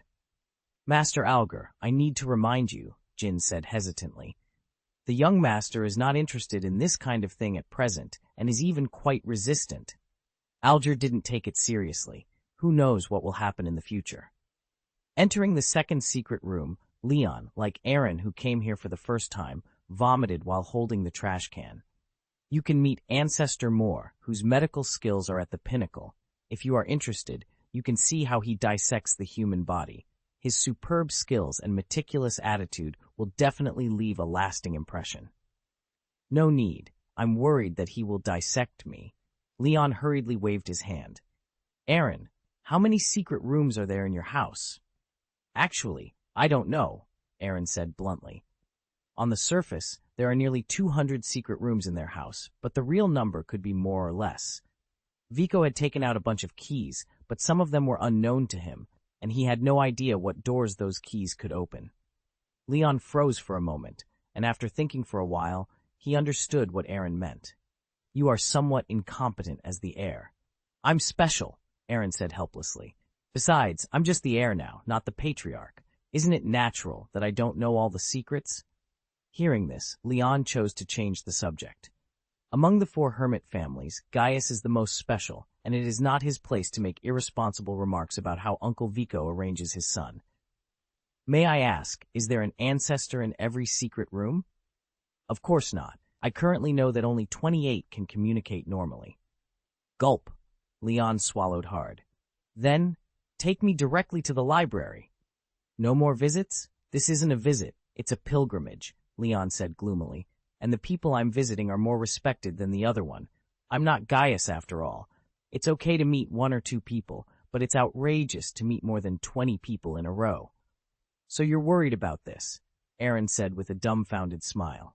Except for the ancestors of Wayhet and Flo, the rest of them need to be summoned by me to show up. In other words, you only need to meet 1 or 2 people. Why didn't you tell me sooner? You didn't ask earlier.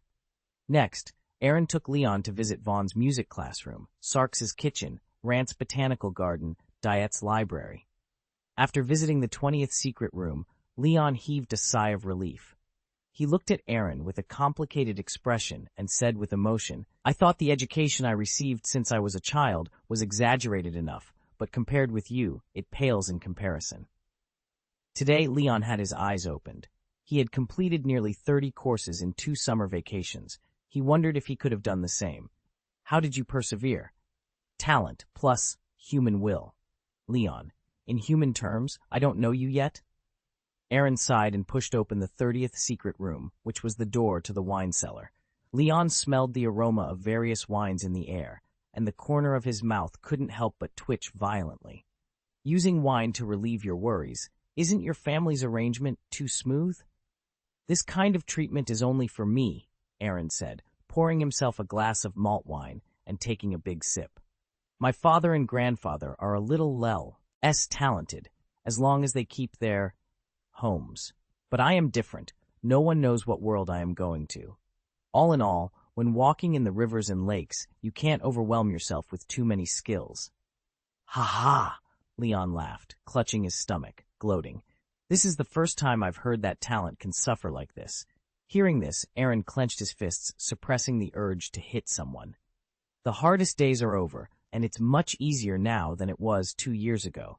At least, I don't have to run away from home. It's not easy, Leon said as he exited the wine cellar. I don't know how to comfort you, nor do I seem qualified to. Although this path wasn't chosen by you, it's something others can only dream of. It may be difficult, but it has a bright future. If possible, I would trade places with you. You think beautifully. This is my family's privilege. It's good to know, Leon said, curling his lips. I'm going to the library first, so I won't disturb your class. Aaron took a deep breath, drank the malt wine, and then returned to Wilhelm's secret room. He had almost mastered the basic usage of elemental magic and needed to learn some high-level property changes during this vacation.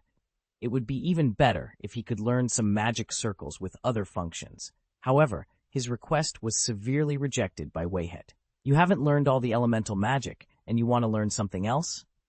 Wayhet scolded. Ancestor, you are right to teach me a lesson, Aaron said weakly, then changed the topic. But you also know that elemental magic is offensive-oriented. That's because you only want to increase your power, Wayhet said angrily. Defense and support are basic moves, and I feel ashamed to say it. Okay, I'll take a step back. This vacation, I'll look at other uses of elements. Is that what I mean? Wayhet said speechlessly. Elemental magicians in the past could live off one attribute for a lifetime. Don't you think you're too greedy? Nothing can be achieved without greed, Aaron whispered. What did you say? No, nothing. Oh, Wayhet sighed. I will teach you one more thing at most, but don't push yourself too far. Tell me, what do you want from me? Seal, Aaron said without thinking. At this stage, sealing magic wouldn't help him much, but he instinctively felt it would come in handy in the future.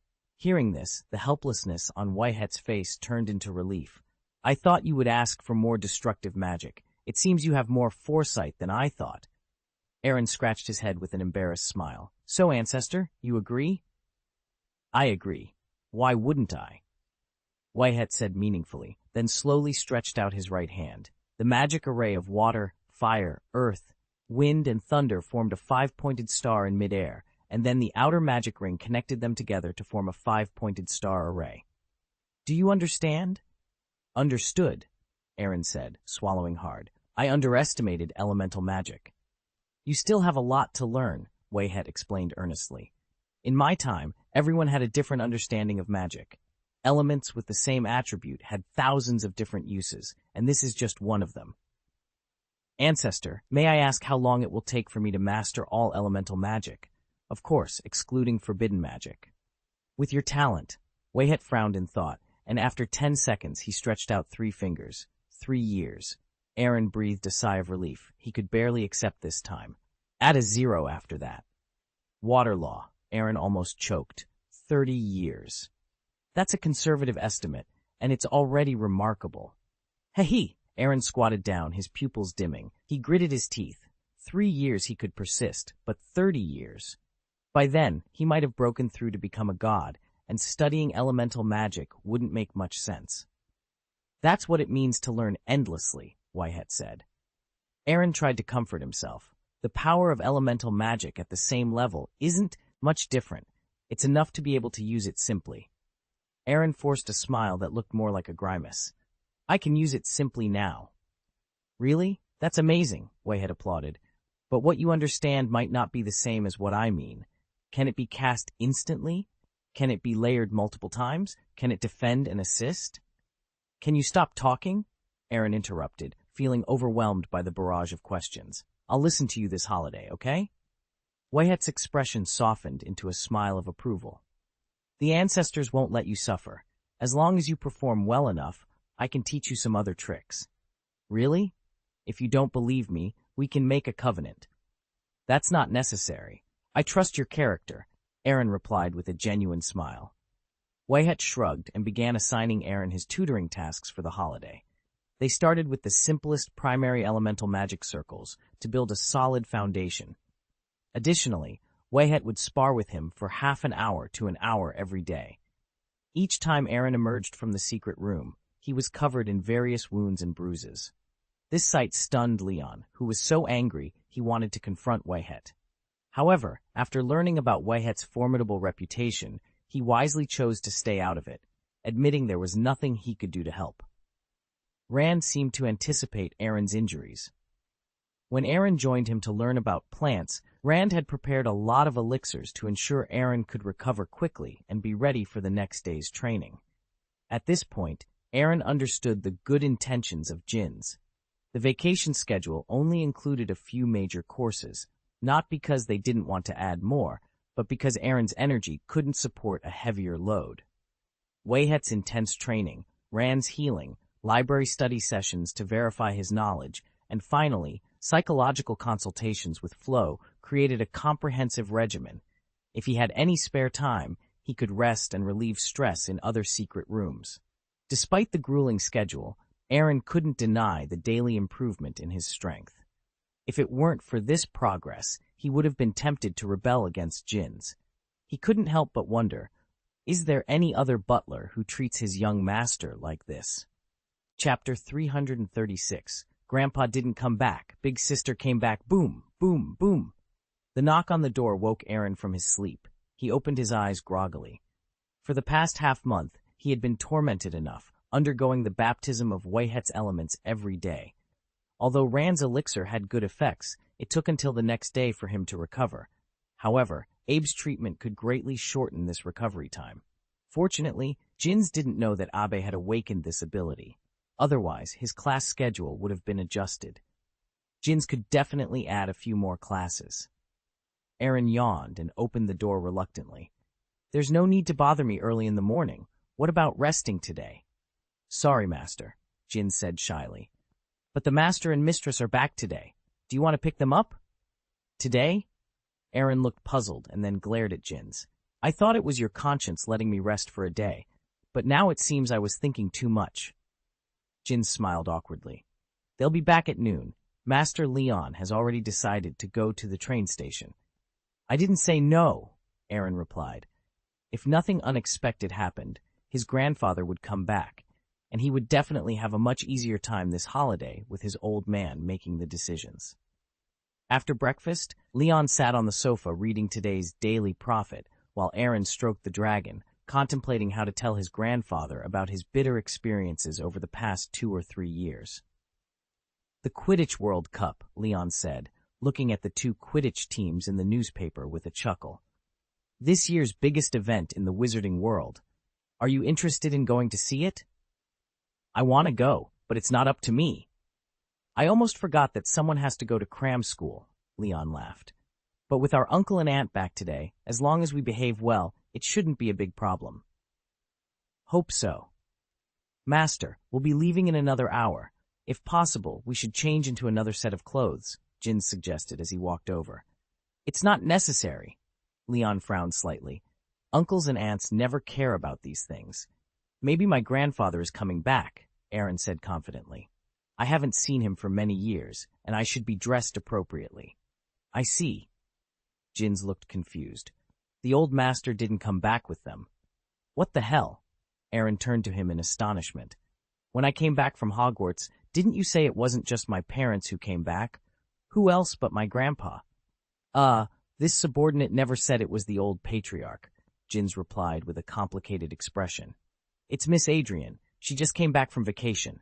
Puff! Leon spat out his half-drunk tea, and the house elf came over to clean the floor. Aaron also couldn't help but swallow. His grandfather, who would make decisions for him, didn't come back, but his elder sister, whom he respected and feared, did. This gap was a little too big. Ha-ha! Leon yelled, then put down his teacup. Uncle Jins, I'm taking the liberty to ask, she probably doesn't know I'm here. Not sure, but very likely. Even if she didn't know before, she was on the same train with the master and mistress. It was inevitable to talk about you, young Master Leon. Understood. Leon took a deep breath and stood up from the sofa. I'm going to change now. It took a while for Aaron to come back to his senses. He asked with difficulty, she shouldn't know about the ridiculous things between Keelia and me, right? Jin smiled without saying a word, but his gloating eyes revealed his inner thoughts. Aaron was silent for a moment, then stood up from the sofa. Wait a minute. I'm going to change my clothes too. Taking Abe back to the bedroom in a hurry, Aaron took out some clothes from the closet and stuffed them directly into Abe's pocket. In addition, there were crystal balls on the table, notes on the sealing magic, and special defensive magic that Weyert had taught him. He couldn't bear it if his parents came back and found out. Captivating. He walked with a grace that seemed almost ethereal, her every step exuding confidence and poise. Aaron's heart skipped a beat as he recognized her immediately. Adrian, he whispered under his breath, feeling a mix of dread and admiration. Leon nudged him. Snap out of it. We need to face this head-on. Aaron nodded, steeling himself for the inevitable confrontation. As Adrian approached, her eyes locked onto Aaron's, and a small, knowing smile played on her lips. Hello, Aaron, she greeted, her voice as smooth as silk. It's been a while. Adrian, Aaron replied, trying to keep his voice steady. Welcome back. Adrian's gaze shifted to Leon, her smile widening. And Leon, it's good to see you too. I trust you've been well? Leon forced a smile, as well as can be expected. How was your journey? Uneventful, Adrian said, her eyes flicking back to Aaron. But I must say, I'm eager to discuss a few matters with you both. Aaron swallowed hard. Of course, let's head to the house. We can talk there. As they made their way to the car, Aaron couldn't help but feel the weight of the situation pressing down on him. He knew that whatever Adrian had to say, it would not be easy to hear. Once they arrived at the house, they settled into the living room. Adrian took a seat, her posture perfect, and looked at Aaron and Leon expectantly. Let's get straight to the point, she began. I'm here because of Kelia. Aaron's heart sank. He had suspected as much, but hearing it confirmed was still a blow. What about Kelia? He asked, trying to keep his voice calm. Adrian's eyes narrowed slightly. I want to know what your intentions are with her.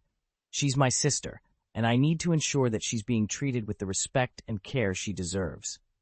Aaron took a deep breath. I care about Kelia deeply. I would never do anything to hurt her. Adrian studied him for a moment before nodding.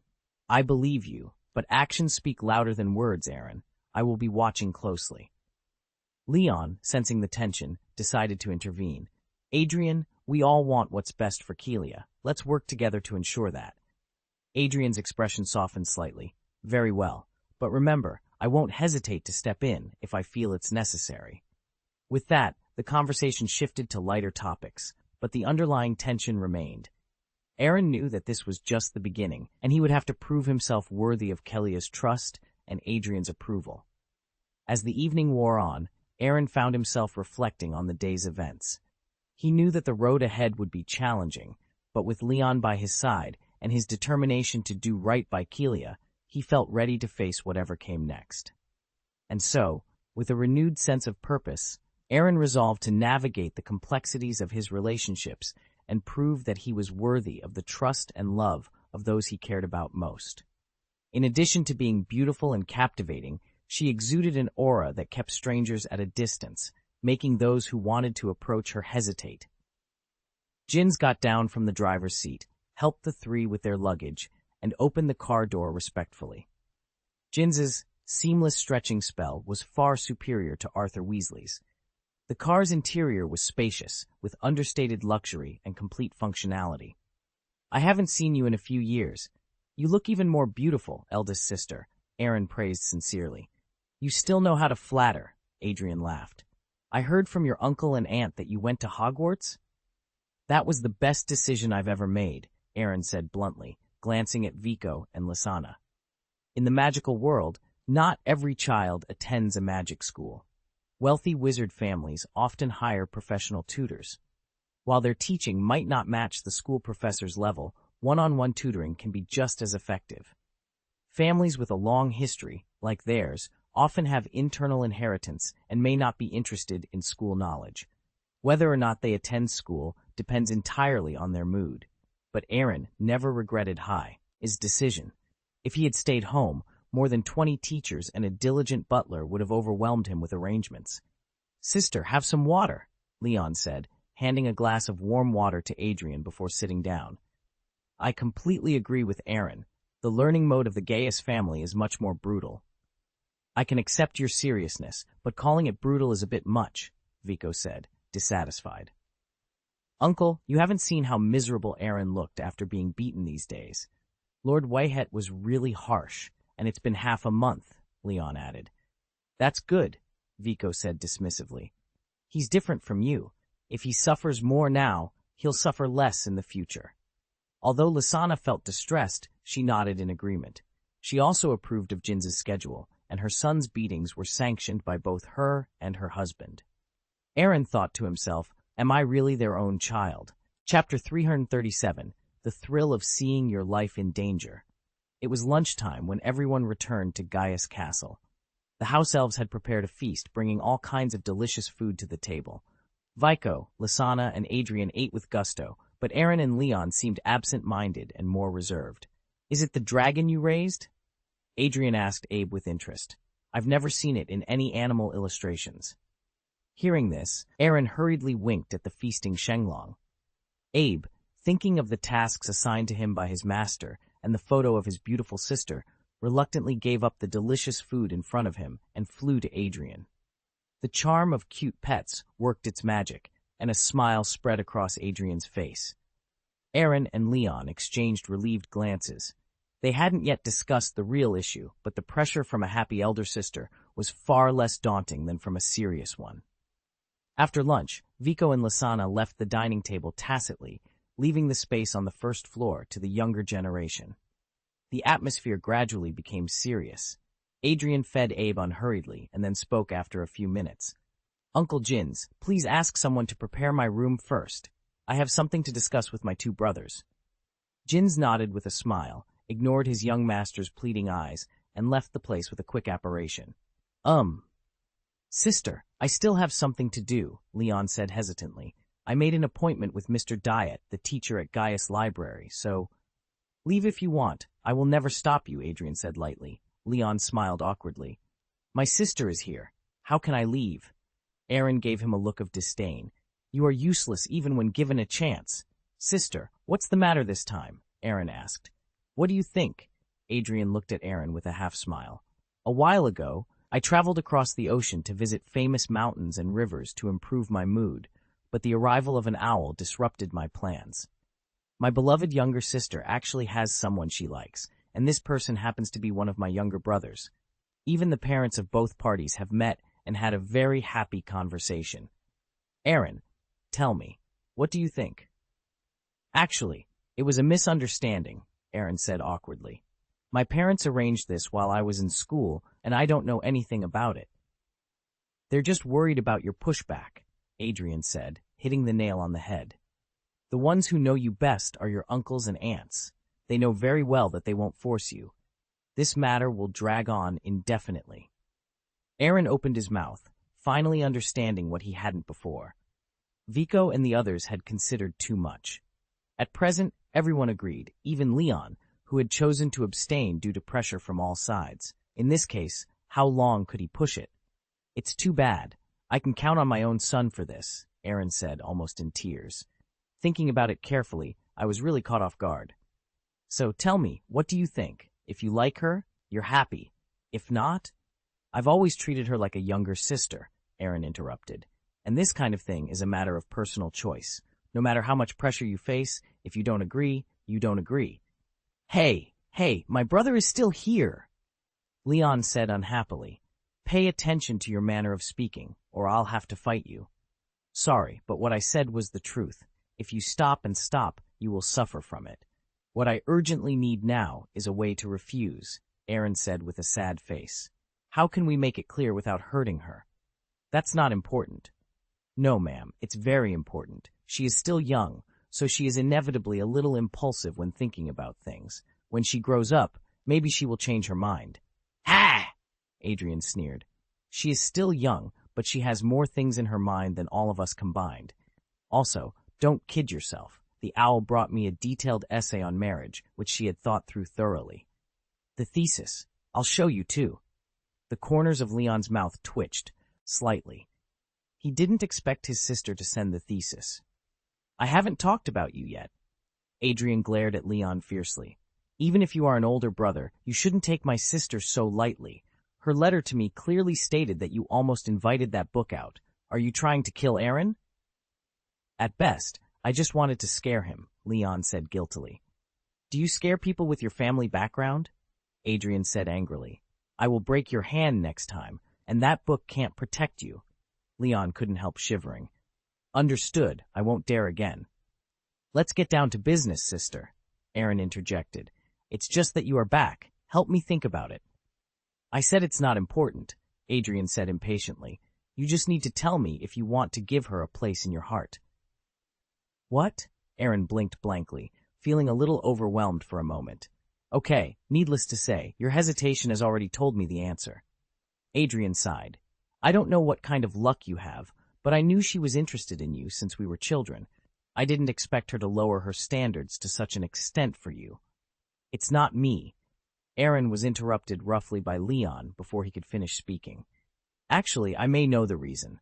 Sister, you should remember the talent of the Darwin family. Huh? Adrian looked surprised.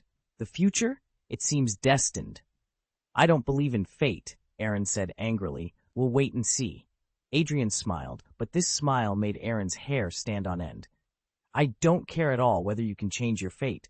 The only thing is, don't make that girl sad, or I guarantee you won't have a good time. Well said, Leon applauded enthusiastically. You are so right. I think so too. Fuck. The pressure is already great enough, and you two aren't helping by adding fuel to the fire. Cough, cough, sister. You didn't come here on purpose just to give Keelia a platform, did you? Otherwise, Adrian looked at Aaron meaningfully. I have worked so hard for this silly little sister. You have to perform well when the time comes. Don't let me down. Aaron's heart skipped a beat. Sister, I'm timid. Don't scare me. If you are timid, you wouldn't be so courageous. Adrian patted him on the shoulder and said with a serious smile, Behave well. I can act as a mediator and buy you more time, but if the performance is not good, I will stand by my sister unconditionally. Understood. Aaron forced a smile. Then at least tell me what you want me to do.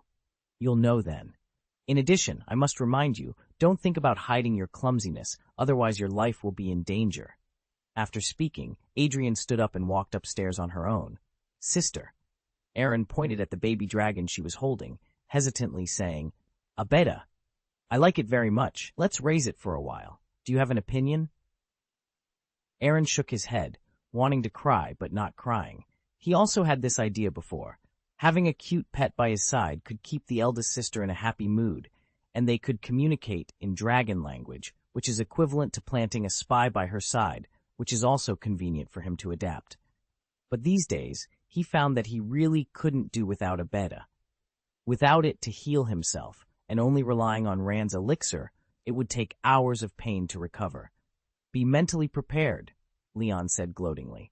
"Eldest sister has never lied to us. Her life is in danger. It's exciting just thinking about it." "Cut," Aaron smiled disdainfully. "Look at how promising you are." No. You misunderstood. It's not that I haven't experienced life-threatening situations, and the more times it happens, the less exciting it will be. I mean, it's kind of exciting to see your life in danger." The corner of Aaron's mouth twitched, and he turned his face away speechlessly, lamenting that he was careless in making friends. Adrian didn't care about how Aaron tutored after staying in the castle. Except for in the library, she didn't venture into any other secret rooms. This made it difficult for Leon Darwin, who was studying there. Under the suppression of his elder sister's blood, his reading efficiency dropped significantly, and even Dyart couldn't stand it anymore. However, according to information from a trader dragon, owls were delivering letters to her almost every day, and they were different owls each time. Whatever she was busy with, it was certainly not a trivial matter. The only thing that gave Aaron some relief was that, after a friendly negotiation, his parents ended his cram school early before they left home. Although there were only 2 weeks left before the start of Hogwarts, half a month of free time felt like rain after a long drought for him. At least he didn't have to endure the intense training from the ancestors of Wilhelm. "The Quidditch World Cup is coming soon," Aaron said, sitting on the sofa. "I initially wanted to use this grand event to escape cram school, but now it seems I don't need to. I still want to relax at home." "Ahem," Jins coughed awkwardly. "Master, is it really appropriate to say that in front of me? Who do you think I'm talking to?" Aaron rolled his eyes in exasperation. "Uncle Jins, I know that every decision you make is for my own good, but I'm the one who gets beaten, not you. You may have experienced fires, floods, thunderstorms, earthquakes, and hurricanes, but you certainly haven't experienced being subjected to intense light and darkness. It's only because my psychological resilience is strong and flow is reliable that I haven't gone crazy." Jins raised his eyebrows and said confidently, "I am very confident in the training methods of the adults. Hasn't the young master's strength improved significantly?" Hearing this, Aaron felt helpless. It was true that he had become very proficient in elemental magic, but it had come at the cost of blood and tears. Chapter 338, The Biggest Event in the Magic World. "Uncle Jins, could you please book some tickets for the Quidditch World Cup for me?" Adrian suddenly requested. "I plan to take the 2 of them to watch the game." "Of course, no problem," Jins replied with a smile. "I will also prepare other necessities in advance." "Thank you," Adrian said, momentarily pausing his plans to relax at home. "Sister," Leon looked at her with some doubt, "since when did you become interested in this kind of competition?" "I'm not particularly interested in the game itself, but I need to understand it," Adrian replied meaningfully. "You don't need to understand why for now. Just tell me if you're coming or not." "Of course, I'll go," Leon immediately agreed. He couldn't refuse his eldest sister's invitation, and he was also eager to attend the most grand event in the magical world this year. The siblings exchanged glances and then turned their eyes to Aaron in unison. "Fine, I'll go, all right?" Aaron relented, seeing the smiles on their faces. "You win." "One more thing," Jin suddenly remembered. "There may be nothing to worry about at Gaius Castle, but since we are traveling far, shouldn't we notify the guards of the Darwin and Klein families?" "There's no need for that," Adrian said. "Unless it's a forbidden area, I have the right to travel independently." "I don't need it either," Leon added awkwardly. "My sister still needs protection, so it's better to leave the guards with her." "Master Leon, this is against the rules," Jins protested. "I'll follow you when the time comes. Just make sure I'm within your line of sight," Leon said, exasperated. "Don't tell them to follow us like a pack of dogs. Those who know we're going to watch the game will understand, but those who don't might think we're going to start a fight." "Ah, this!" Jins hesitated. "Uncle Jins, please tell my people not to follow," Aaron interjected. "We're just going to watch the game. What danger could there be?" Jin's mouth twitched slightly, but he reluctantly agreed. After all, the young master had already proven his strength and could be considered an elite auror in the Ministry of Magic. Tsk. Adrian looked at Aaron with some puzzlement. I understand why Leon's guard hasn't been cancelled. His work is somewhat dangerous. But your strength isn't weak, and you're usually just an ordinary student. Why do you still have guards? Aaron gritted his teeth. People can't always control their circumstances. The promises made to children are often lies, but I foolishly chose to believe them. Master, please don't misunderstand, Jins explained. It's not that you like to run away from home, Master. Every time there's a mistake in the guard's work, it results in 1 year of overtime, 2 years, 3 times. There won't be a third time, I promise. You ran away twice? Leon looked at Aaron in astonishment. How did you manage that? Luck, pure luck. You can brush me off, but my sister is still here. Are you sure you want to brush her off like that? Well, in addition to luck and strength, Aaron said, pretending to be inscrutable, the most indispensable thing is brains. I'll give you another chance to rephrase that, Adrian sneered. Aaron shivered and said with an awkward smile, Luck, strength, and brains are indeed important, but the most crucial thing is the cost of running and a mount with full mobility. Adrian looked at Abe, who was holding him. It seems this little guy is quite remarkable. Should I also raise a magical animal? Leon asked thoughtfully. Didn't you already raise a batch of Pegasus? Isn't that enough? Aaron said, exasperated. I mean something like Abe's, a battle pet. I suggest you choose Zowu, Adrian said with a smile. It meets your requirements. Leon frowned slightly and turned to look at Abe. It's fine, but it will take a lot of time, and I have to learn the language of beasts. The next day, after an early breakfast, Aaron, Leon, and Adrian changed into clean, simple clothes. Che, see everything you need to bring. Don't leave anything at home, Adrian reminded them. I don't need to, Leon shrugged. His backpack contained only a few books, and he didn't bother to check them. Aaron, on the other hand, weighed his backpack, which was enchanted with a no-tray stretch curse. It contained food, water, currency, magic books, and more. In the past, Abe carried all these things, but now that Abe was with their eldest sister, Aaron felt too embarrassed to stuff it all in his pockets. Master, are you ready? Jins approached and asked. No, Aaron rolled his eyes. Do we have to use the port key? Can't we just apparate? It's not impossible, but there will be more than 1,000 wizards at the venue. Besides, there might be muggles around, so the location for apparition needs to be arranged in advance. Also, phantom transfer is somewhat risky. We're not in a hurry, so there's no need to rush. Jins explained. Okay, Aaron nodded helplessly. Where's the port key? Here, Jins took out a red quaffle. This is the Quidditch World Cup Special Edition port key, and it activates in 10 minutes. 10 minutes? Aaron frowned slightly, then looked at Adrian. Sister, there's still time. Please wear a mask. Why? Adrian asked, a bit annoyed. I shouldn't be too ugly to be seen, right? No, sister, you misunderstood. On the contrary, Aaron thinks you're too beautiful. Leon said cooperatively. If you get to the arena, the wizards will only look at you and not the game. How can it be so exaggerated? Adrian brushed her hair, a faint blush appearing on her gorgeous face, making her look even more charming. It is that exaggerated, Aaron said solemnly. Leon nodded in agreement. Their eldest sister had developed a little too well. With at least 1,000 wizards at the Quidditch World Cup, her presence could cause quite a distraction. If she got in a bad mood, it could lead to chaos, and they would have to clean up the mess, likely passing the burden onto someone else, like a certain housekeeper. Jins also realized this through Aaron and Leon's attitudes, and his face twitched uncontrollably. It was tiring enough to bring one young master, let alone 2 more. Okay, I'll show you both some face this time, Adrian said with a smile. Uncle Jins, can you prepare a mask for me, just to cover the upper half of my face? No problem. Jins immediately took out his wand, chanted a spell, and a row of masks flew down from upstairs, neatly placed on the table. Adrian casually picked one, tapped her index finger to erase all the colorful patterns on it, and then put it on her face, concealing most of her beautiful appearance. Call. X3. Including Jins, the 3 breathed a sigh of relief. Soon, the time was up. The 4 of them placed their hands on the quaffle, and then there was a burst of dizziness.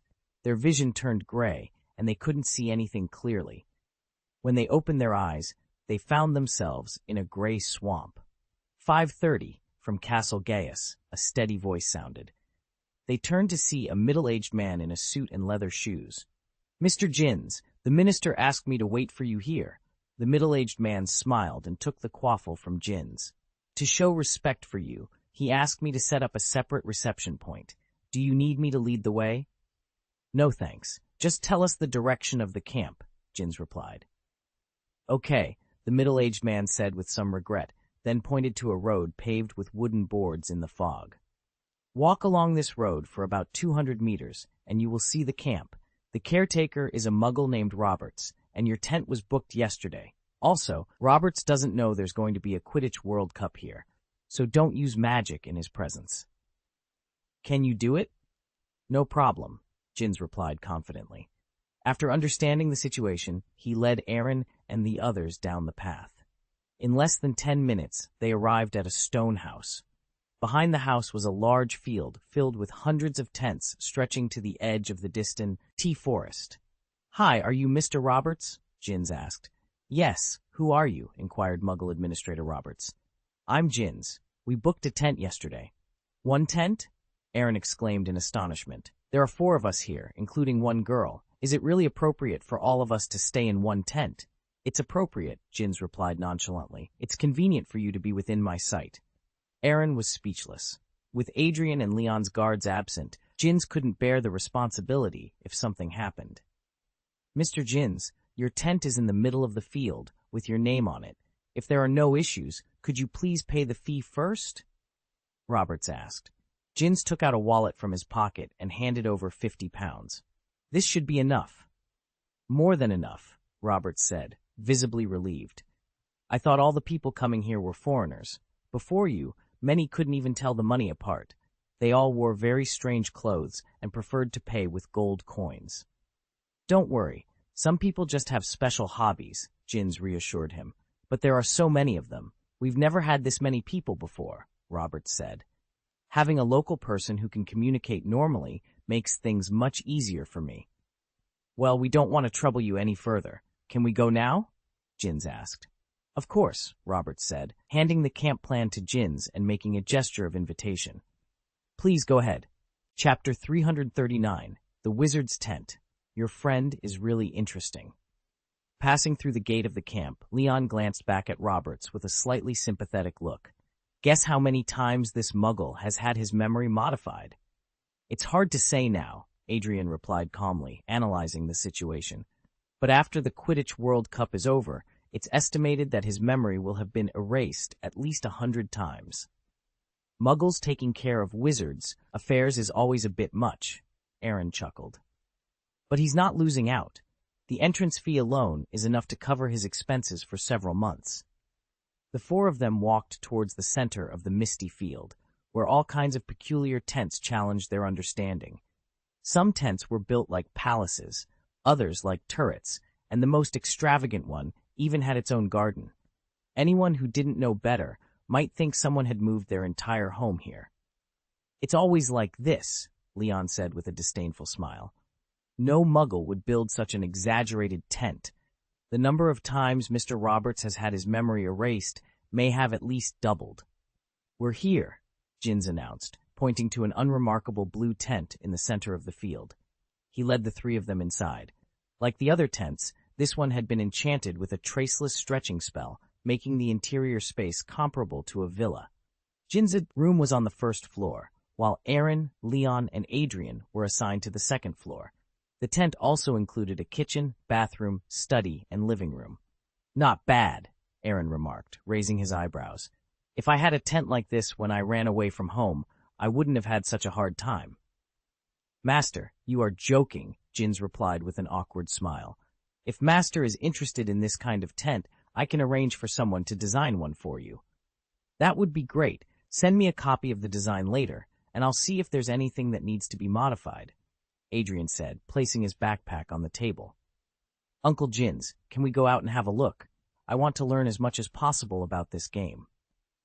"Miss Adrian can move freely, but Master Aaron and Master Leon," Jins began. "Need to follow you," Leon interrupted impatiently. "We're already here. If we wanted to run away, you couldn't stop us alone. Leon, Adrian scolded, giving her younger brother a stern look. I was just saying that casually. I didn't mean to run at all. Leon quickly corrected himself. I promise not to leave Uncle Jin's sight. And try not to use magic, Jins added helplessly. Don't embarrass me, okay? I know. We won't even draw our wands unless we have to. Is that okay? Then it's fine. By this time, the sun had just risen, and the warm sunlight dispersed the mist. Countless wizards from all over the world were emerging from their tents. Adult wizards could barely abide by the Muggle safety regulations, but some children were more carefree, picking up their parents' wands and playing wantonly, or flying low on children's broomsticks. Many fans had planted flags on their tents or displayed illustrations to support their favorite teams. It is indeed a grand event every 4 years in the magical world, Leon said with admiration. The heirs of several hermit families all had their own missions to complete, and this was the first time he had seen such a large gathering of wizards. This is also the busiest time for the Ministry of Magic, Jins explained. In this venue, you can find wizards from all regions, races, industries, and age groups, and even old friends you haven't seen for many years. Can you find your classmates? Adrian asked, looking at Aaron with interest. Aaron hesitated for a moment. I'm sure there are some of my classmates from Hogwarts here, but with so many people, it's not easy to find them. However, as soon as he finished speaking, he heard giggles. He turned his head and saw Harry, Ron, and Hermione lining up in front of a faucet with buckets. It was Hermione who had laughed. The reason was as simple. There was an old wizard in women's pajamas in front of them. He's quite extraordinary in that regard.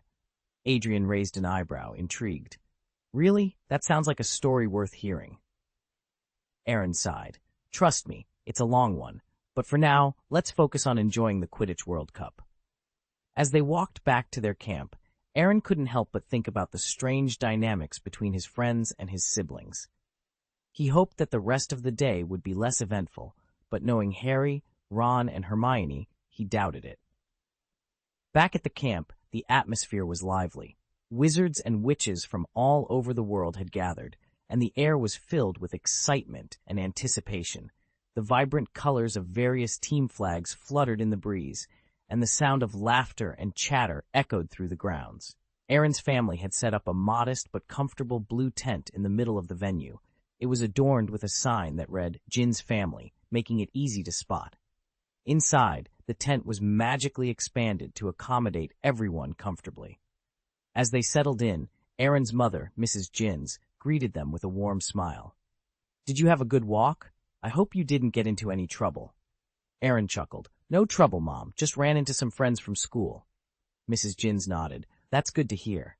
Now, let's get ready for the match. It's going to be an exciting one. The Quidditch World Cup was a spectacle like no other. The stadium was massive, with towering stands filled with cheering fans. The atmosphere was electric, and the anticipation was palpable. Aaron and his family found their seats and settled in, eagerly awaiting the start of the match. As the players took to the field, the crowd erupted in cheers. The game was fast-paced and thrilling, with players zooming through the air on their broomsticks, performing incredible maneuvers. Aaron couldn't help but be captivated by the skill and athleticism on display. Throughout the match, Aaron's thoughts occasionally drifted back to his friends. He wondered how they were enjoying the game and if they had managed to stay out of trouble. Despite his concerns, he couldn't deny the excitement of being at the Quidditch World Cup. As the match reached its climax, the tension in the stadium was palpable. The score was tied, and both teams were giving it their all. In a breathtaking final play, the seeker for the winning team caught the golden snitch, securing victory and sending the crowd into a frenzy. Aaron and his family joined in the celebrations, cheering and clapping along with the rest of the fans. It was a moment of pure joy and excitement, one that Aaron would remember for a long time. As they made their way back to the tent, Aaron couldn't help but feel grateful for the experience. Despite the occasional chaos and unpredictability, he cherished the moments spent with his family and friends. The Quidditch World Cup had been an unforgettable adventure, and he looked forward to many more in the future. It is nothing short of a miracle that he has survived to this day. That's not important, and I don't care about that, Leon said, wrapping his arms around Aaron's neck. What's the situation with that girl?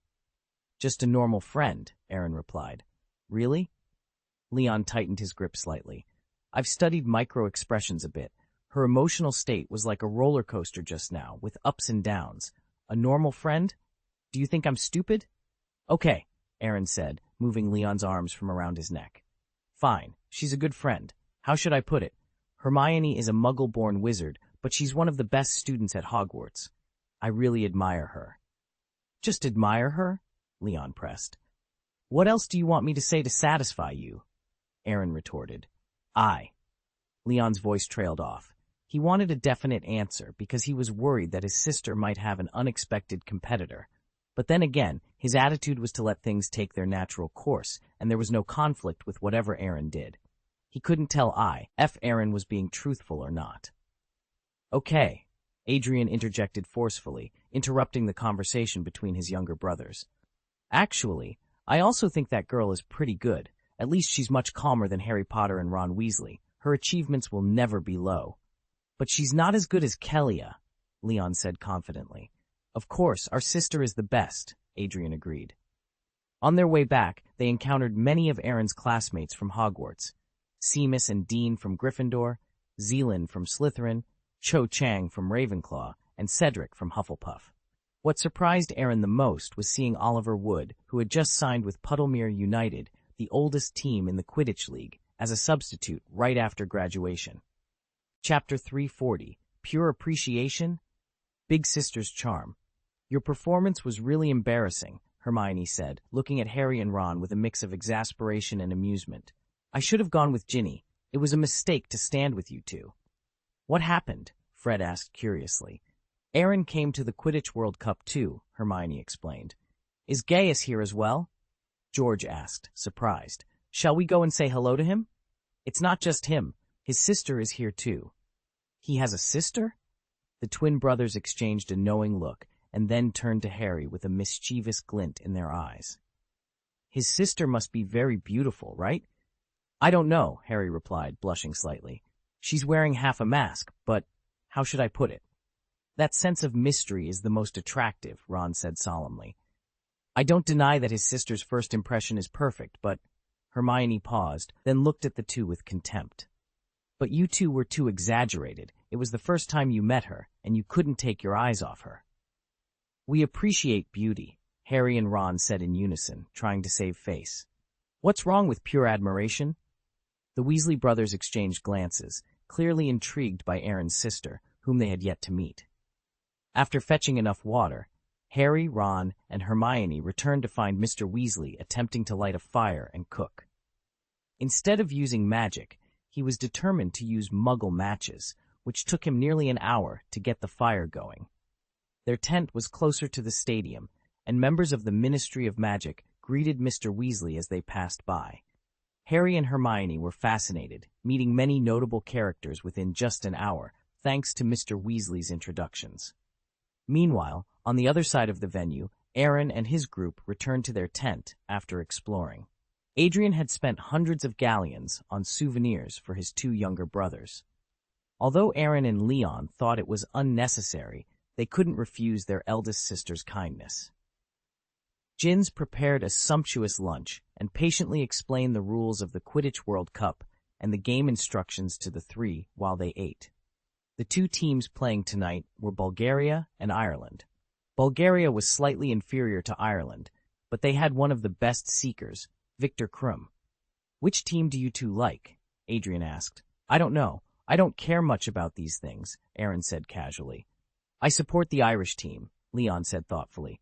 Although Krum is excellent and has the ability to turn the tide, big games like this depend on overall strength. I think so too, Adrian nodded in agreement. At that moment, a familiar voice came from outside the tent. Turning around, they saw Arthur Weasley leading Harry, Hermione, and several of his own children. Bill, Charlie, and Percy were absent, having just apparated, and were busy filling their stomachs. Excuse me, Aaron, may we come in? Mr. Weasley asked. Of course, Aaron said, walking over to lift the curtain. Mr. Weasley, please come in and make yourselves comfortable. As they entered, their eyes widened in surprise. Unlike their own old-fashioned three-bedroom tent with peculiar smells, Aaron's tent had a huge space, complete with water and electricity, independent rooms, and even a ceiling that connected to the outside sky. The contrast was stark. "This is exactly like a Muggle residence," Arthur said, full of interest, his eyes taking in everything in the tent. For a wizard who liked Muggles, everything in front of him was fascinating. "Ordinary Muggles can't afford such a house," Hermione said with emotion. This tent was much better than her home. "It's amazing. Wizards have to keep up with the times," Arthur mused. "Gaius, is this your sister?" Fred and George asked, looking at Adrian. At that moment, they understood why Ron and Harry had been so distracted. The Weasleys had met many people, but this was the first time they had encountered such an outstanding girl, and they were simply astonished. A slight smile played on the corner of Adrian's mouth as she nodded slightly. "Hello, I'm Adrian. Fred Weasley, and this is George. We're twin brothers currently attending Hogwarts. We're beaters for the Gryffindor Quidditch team," Fred introduced. "Oh," Hermione sighed, exasperated. "Just like Ron, really." "Understood," Ginny teased. "Or maybe this reaction is normal." Hearing this, the voices of the two brothers stopped abruptly. They exchanged glances, a hint of embarrassment in their eyes. Despite their usually thick skins, thicker than Harry and Ron's, they couldn't hide their admiration. "Who is this?" Arthur Weasley asked curiously, looking at Leon. "Aaron's second brother." "Just call me Leon," Leon explained casually before lowering his head to read a book silently. After a brief introduction, the Weasley family began discussing their knowledge of the Quidditch World Cup. Arthur, being a member of the Ministry of Magic, had a wide network of contacts and knew more about the Ministry's arrangements for the event than most wizards. Aaron and Leon didn't seem particularly interested, but Adrian took it seriously. She invited Arthur to a seat by the window for a detailed discussion and began taking notes. "Since when did my sister become interested in this kind of thing?" Leon asked, puzzled. "You ask me. Who should I ask?" Aaron rolled his eyes. "But our eldest sister never does meaningless things. She must have her reasons." "Is that even necessary to say?" Aaron replied. George and Fred approached Aaron cautiously. "May we ask, how old is your sister?" George inquired. "She's 15 years old, born on Christmas," Aaron replied, then looked at the two meaningfully. "Why do you ask? Are you interested in my sister?" "No, of course not." The brothers waved their hands immediately, but their guilty expressions betrayed them. "Okay, we'll play fair," Fred assured. "Yes," George echoed. Leon couldn't help but laugh, clutching his stomach. There are countless people who like Adrian, but 90% of them only dare to think about it and then give up. The remaining 10% only dare to have a secret crush. You two are quite unique among them. "Do we have a chance?" Fred asked nervously. "For the sake of your courage to ask, I'll be honest," Leon said solemnly. "No, you have no chance at all. One of the basic conditions for my sister to choose a mate, pay attention, I'm talking about one of the basic conditions, is to defeat her when the age difference is less than 3 years. So, you better give up early." "We meet the age requirement," George said thoughtfully. "As for strength, we may not be able to beat her." "Do you believe it?" Leon asked Aaron. "I don't believe it," Aaron said bluntly. "I'm not trying to discourage you, but you are already considered excellent among your peers. However, you are completely incomparable to her." "That's too hurtful," Fred said, a little unconvinced. "You may not even be able to beat me together," Leon added. "And me and Aaron, our brothers combined, can't beat her. Our eldest sister has been crushing us since we were kids." "It's not that exaggerated, is it?" Hermione chimed in, and Ron and Harry also looked skeptical. They had a certain understanding of Aaron's strength. If Adrian was stronger than him, then ordinary people wouldn't even be qualified to pursue her. "It is that exaggerated," Leon insisted. "Even your headmaster, Dumbledore, the strongest white mage of this century, will be surpassed by Adrian in time. She's so outstanding that we, her brothers and sisters, will probably have to worry about it in the future if she doesn't." A sudden purple beam of light struck Leon's back, causing him to cry out in surprise. Adrian, with a casual snap of his fingers, conjured a tornado that lifted Leon into the air, spinning him wildly. "Sister, I was wrong. I won't do it again. Please let me down. Leon pleaded desperately. Adrian ignored his cries for mercy and instead turned to Arthur, asking nonchalantly about the history of the Quidditch World Cup. I see, Aaron said, spreading his hands. I dare say that even the professors at Hogwarts might not be able to match her. Several people swallowed nervously in unison. They realized that if they weren't strong enough, they wouldn't stand a chance with such a formidable girl. Harry began, glancing at Leon, who was now nearly unconscious from the spinning. Is this really appropriate? Don't worry, it's fine, Aaron reassured him. This isn't the first time. My sister's personality is actually quite good, but some people just have a knack for getting on her bad side. If Leon could learn to be more like me, he wouldn't have been punished so many times. Harry opened his mouth to respond, but hesitated, recalling how he had accidentally inflated Aunt Marge like a balloon the previous year. Excuse me, is Weasley here? A middle-aged man's voice called out excitedly from outside the tent. It sounds like Ludo Bagman, Arthur said with an embarrassed smile. He's the head of the Department of Magical Games and Sports. He must be here to see me. Adrian thought for a moment, then snapped his fingers, gently lowering Leon onto the sofa. Uncle Jins, please come in, he called out. Yes, came the reply. Leon took several deep breaths, trying to recover.